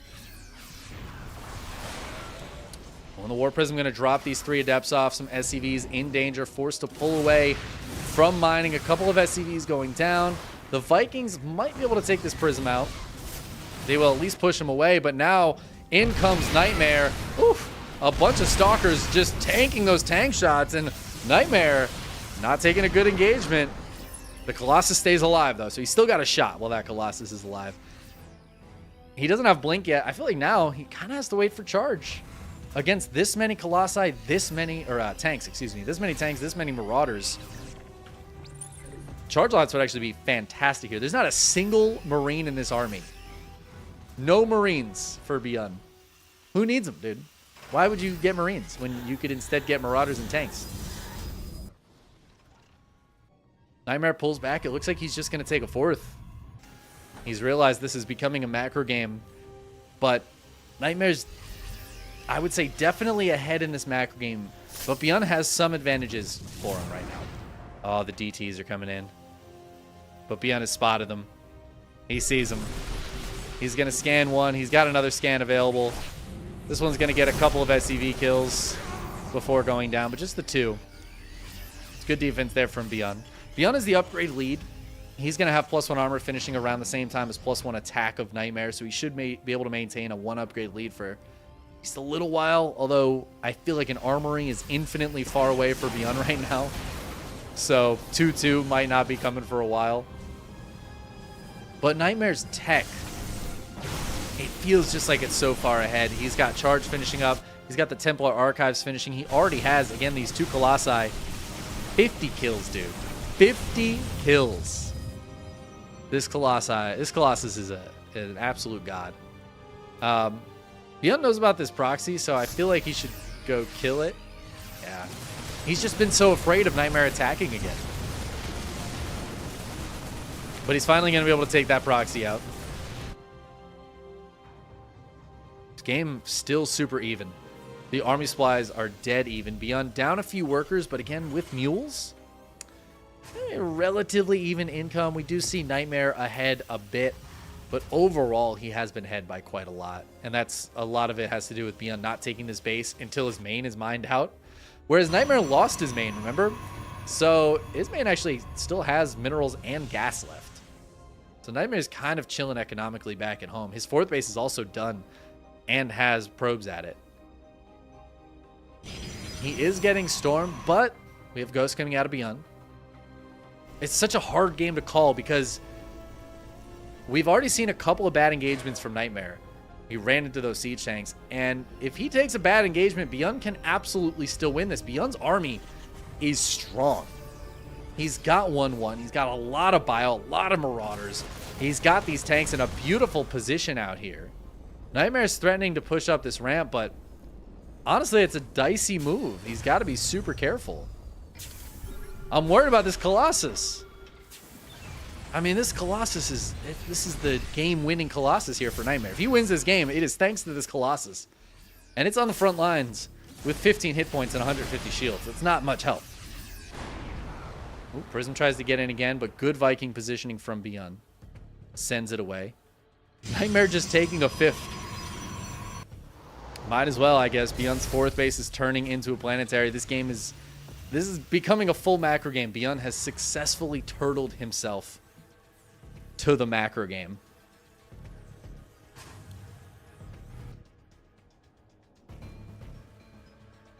Puts up a sensor tower. I mean, I thought this game was over. I didn't know who it was over for, but this for sure looked like an over game a few times already. Now Beyond's got the armory finishing up. He's got double eBay, so he can start up 2-2. Well, hold on, Nightmare. Starting up +1 air weapons as he's got 2 more Stargates on the way. Does he have a fleet beacon? Not yet. There it goes. That's beautiful. There's the fleet beacon. I guess it was just the 1 Stargate. No, there's the second one. And a third one going up. Oh, storm drops. Woo! 9 SCVs go down. He does lose the prism with the High Templar, but that's still hot. That's still hot. Scan sees the army. Beyond deciding to move out. He wants to get some EMPs. Oh, these Colossi. Be careful, Colossus. Zealots trying to split down. I love this movement from the Zealots. Colossus gets EMP'd. Oh, it's going to die. Oh, it's staying alive. Super shield battery keeping it up. It gets 51 kills. The storm's coming in from the top right. Actually hitting the Zealots kind of a lot. But Beyond's got to tap out. And hold on. Oh, I think that Colossus lived. I think we count that. What a game, man. Nightmare holds on, closes it out, and wins his first KSL. What a fantastic game to end on. That was beautiful. The 50-kill Colossus. Damn. We didn't even get to see carriers. We didn't even get to that. But we didn't need it. That game got so insane. That was beautiful. Beautiful.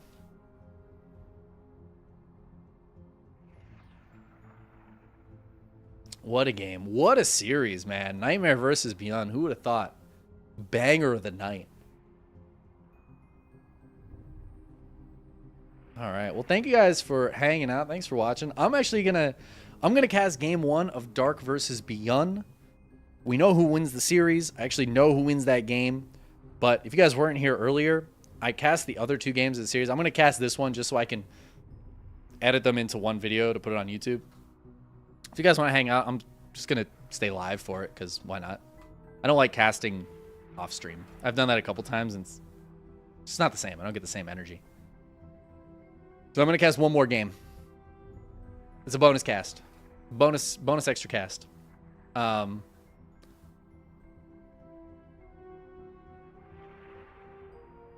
GG's to Nightmare winning his first KSL. That's so sick. And against, like, the top players, too. Like, it's not like Nightmare had an easy bracket, man. Hero, Classic, and then Beyond. So sick. Deploy the Chicken Whisperer. Dude, there's no Chicken Whisperer. The Chicken Whisperer is a false flag. You really think, Senju, that robot knows the plans for breaking chickens out of prison and sending them to a tropical island? Do you think we told that robot our plans? The real plans? Dude. It's a false flag operation, bro. False flag operation, dude. Can I tell you? You got bamboozled.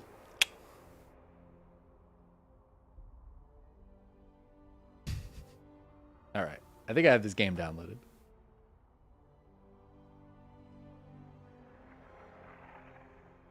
Yeah, thanks for hanging out. Thanks for joining me for the KSL. I'm going to cast Dark versus Beyond Game 1, which I heard was a banger. And then we're going to call it a night.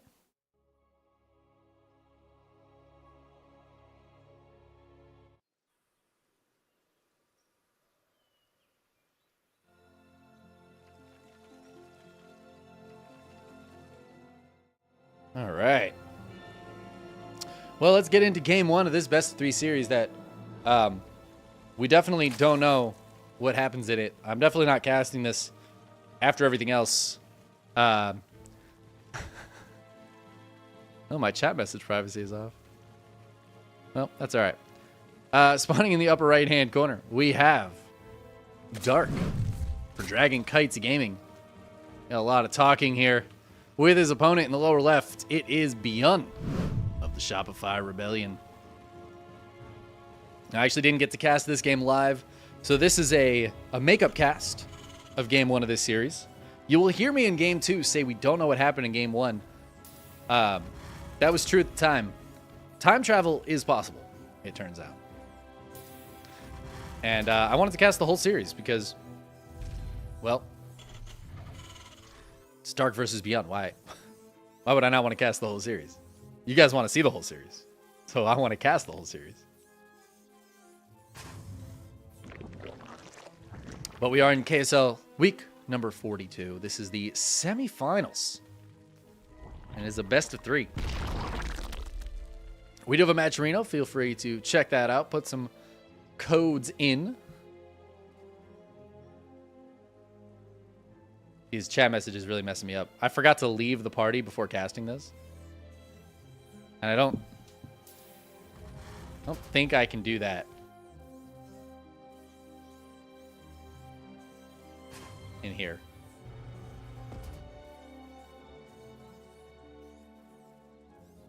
Yeah, I don't think that works. So you know what we're going to do is just hope nobody else chats.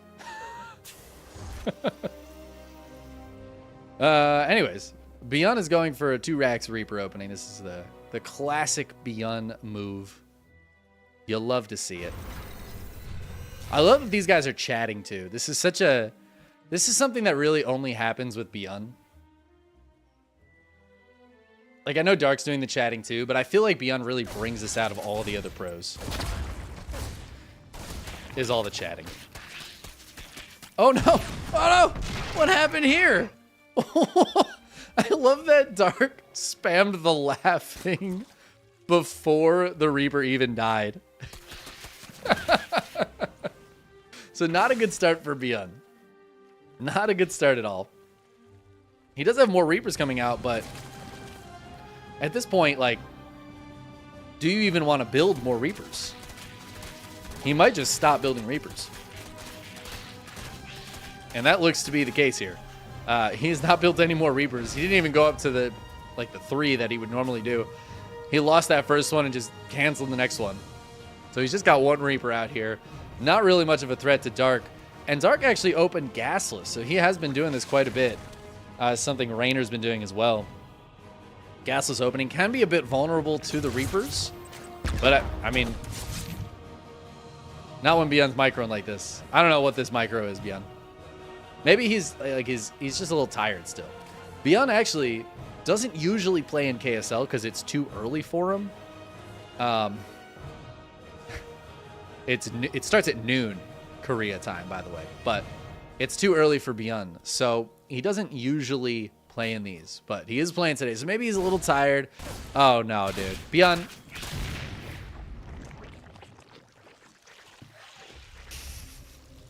I'm gonna hit him with the question mark myself.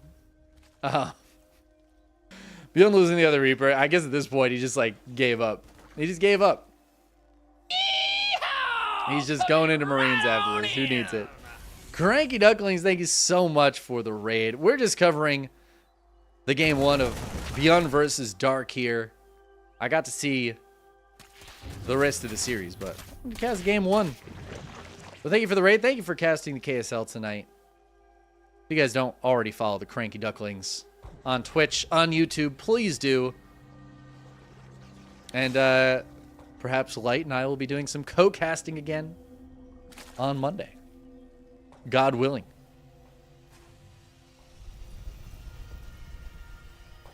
Beyond's going for a little Cloak Banshee action with these Stim Mariners.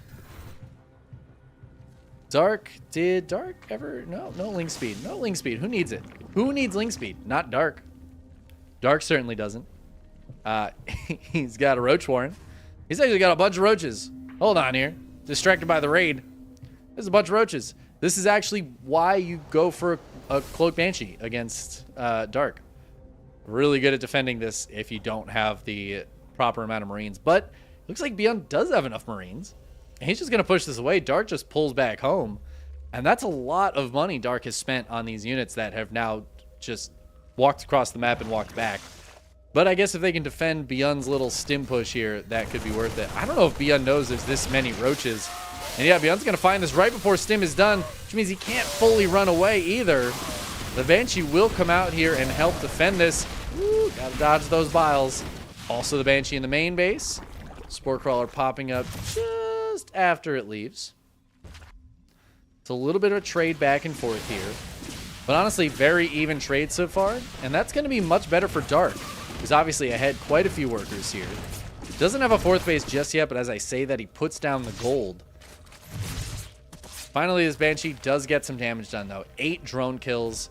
Even with that, Dark is still up 16, 17 workers. The Banshee will fall as well. And these roaches on the other side of the map also killed a bunch of Marines.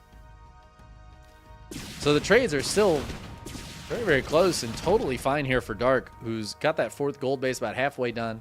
He's going to be able to push this creep spread a little bit harder now that the Marines aren't out here. This one Banshee can still clear it, but it kind of takes a while.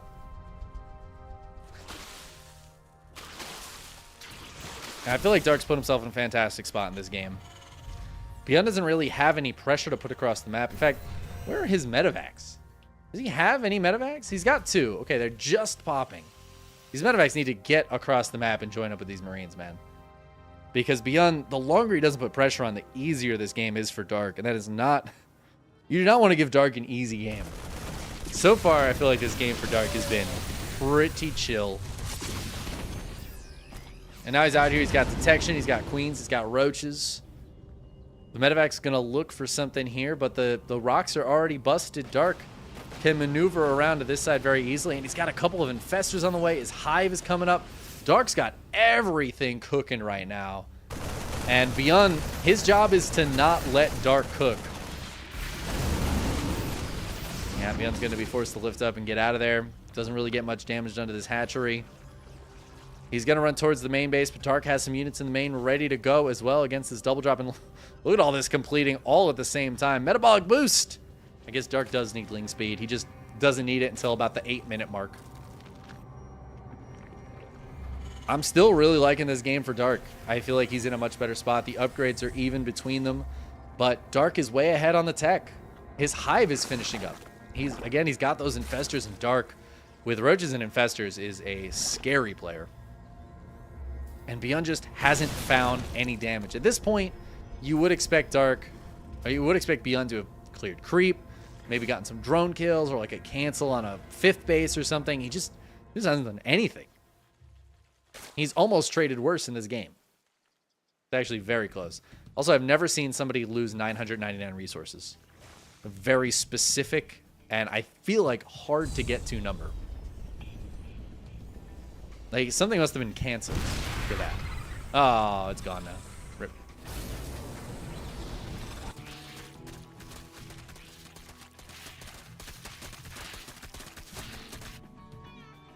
And again, Beyond is just...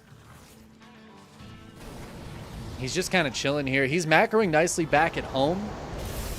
But look at that army supply. It is over double for Dark. And Dark is maxed. Like, we're getting close to Dark just being able to start putting that pressure on. I will say Dark is only at 71 workers. Whereas it is 93 SCVs right now for Beyond. Oh my god, the parasitic bombs, though. Making these medevacs so low. Oh, get out of there. Alright, looks like one medevac might be able to escape. Might even be able to force a cancel on this base. There's no ground units too close. So these Marines should be able to get out of here, but it looks like the Lings and Banes will be here in time. Some good focus fire. Beyond takes out a couple Banes before lifting up and backing up.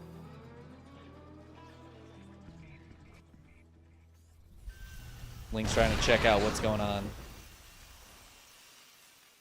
Oh, and by check out what's going on, I mean Dark's just A-moving this base. There are some tanks here, but the bio's getting surrounded. Oh my god, Dark might just straight up win this game right here. He is just crashing through. And this base is super vulnerable. It's an orbital, not a planetary. 25 SCVs going down. Now, granted, Beyond had like 1 billion SCVs, so he loses 25 and ends up only down 4 after all that. Also, a lot just got lost there for Dark, but hey, he killed more. He actually traded better. Dark traded better in that fight. Can you believe it? He also kept this base alive. So now Dark, I don't even know. 1, 2, 3, 4, 5, 6, 7. He's got 7 bases against Beyond's 4. Dark is just taking almost his entire half of the map. He has 1 base left to take before he has the whole half of the map to himself. Dark is looking fantastic here. Dave, Testa, thank you so much for the raid. I really appreciate it. We're just covering game 1 of Dark versus Beyond because I didn't get to see it earlier.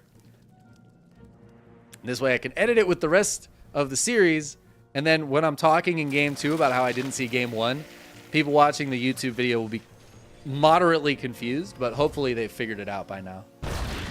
Dark's going to dive in again. He has ultras this time. The ultras moving forward. The blinding clouds on the siege tanks. Oh, Dark. I mean, he is really putting the screws to beyond. But you know what? He loses a lot of supply. Oh, the fungal. The juicy fungal. Dark loses so much. But then immediately, straight up back to 160 supply. He killed 14 more SCVs. And in the meantime, Dark has gone up to a huge worker count. He's up to 89 drones, again, across 7 bases. This one isn't even saturated yet. He's just waiting until the right time to saturate that one. He's got upgrades starting to kick in, and Dark is already remaxed. Beyond trying to take this base, but I think Dark just goes again, right? Like, you don't give your opponent any time to chill. It's just time to go again. And here he goes. Again, on his own. Going down the only road he's ever known. I don't know where the rest of his army is, though. There's no support units here. So Dark just losing a bunch of Lings, Roaches, and Ravagers for free. He does still take out some of Beyond's army. I think he's just trying to keep the army small. Takes out a tank, takes out a handful of bio units. Not a great trade there. Overall, Beyond has traded a bit better now. I feel like Dark needs to stop this base from coming up. How is this also not a planetary? Beyond just... He's like, planetaries don't even matter. Who needs him?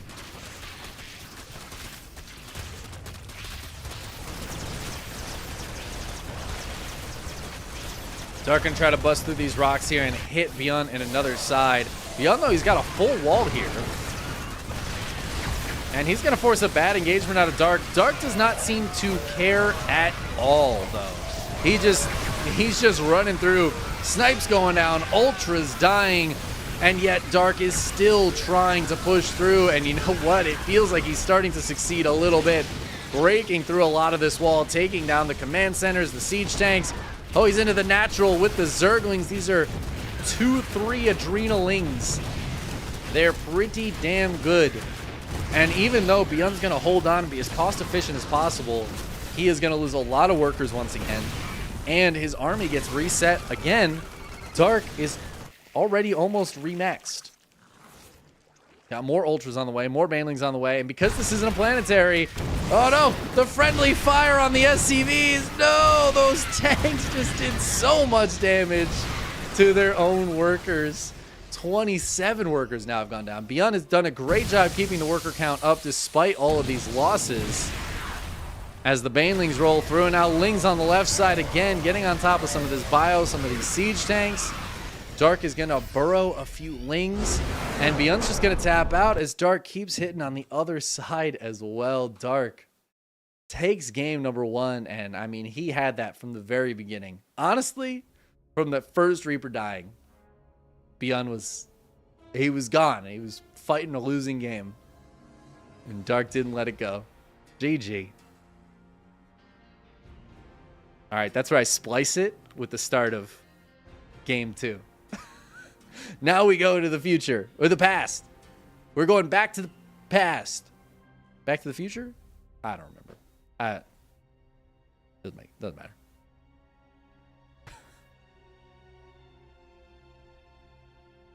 All right. Thank you guys for hanging out for that. Thanks, Ducklings and Dave, for the raid. You guys all already watched that game. I was the only one to cast the other side of the bracket, so I wanted to cover that game so I can put it on YouTube. So thanks for dealing with it, if you did. But before you guys leave, give the channel a follow. Please consider subscribing to my YouTube. The link is right there in the chat. If you're watching on YouTube, consider following on Twitch. There you go, cross-pollination. And if you are waiting for the replay pack, I will be sending it out in probably a couple hours. Going to gather the replays from the other casters and make sure I have all the important games. We'll be back with KSL Week 43 in 2 weeks. Right now we are on every other week because that is how much money we have coming in the Patreon. If you'd like to see go back to more often, we need more Patreon support for that. So consider, putting yourself in for $500-$600 a month. That'd really help. Really appreciate that. Or just $5. That'd be cool too. If nothing else, check out the Matcherino for for some free coupon codes to add to the prize pool. We still have like 30 codes left, so. Actually, only 21. Good job, guys. 21 codes left. And 47 has put $5 in, along with Bagel's $5 and Trevor White's $10. So we're actually going to add like $30 to this prize pool this week. That's dope. Good on Nightmare. Gets just a little extra bit, you know. Buy like an extra coffee or something this week. Extra boba.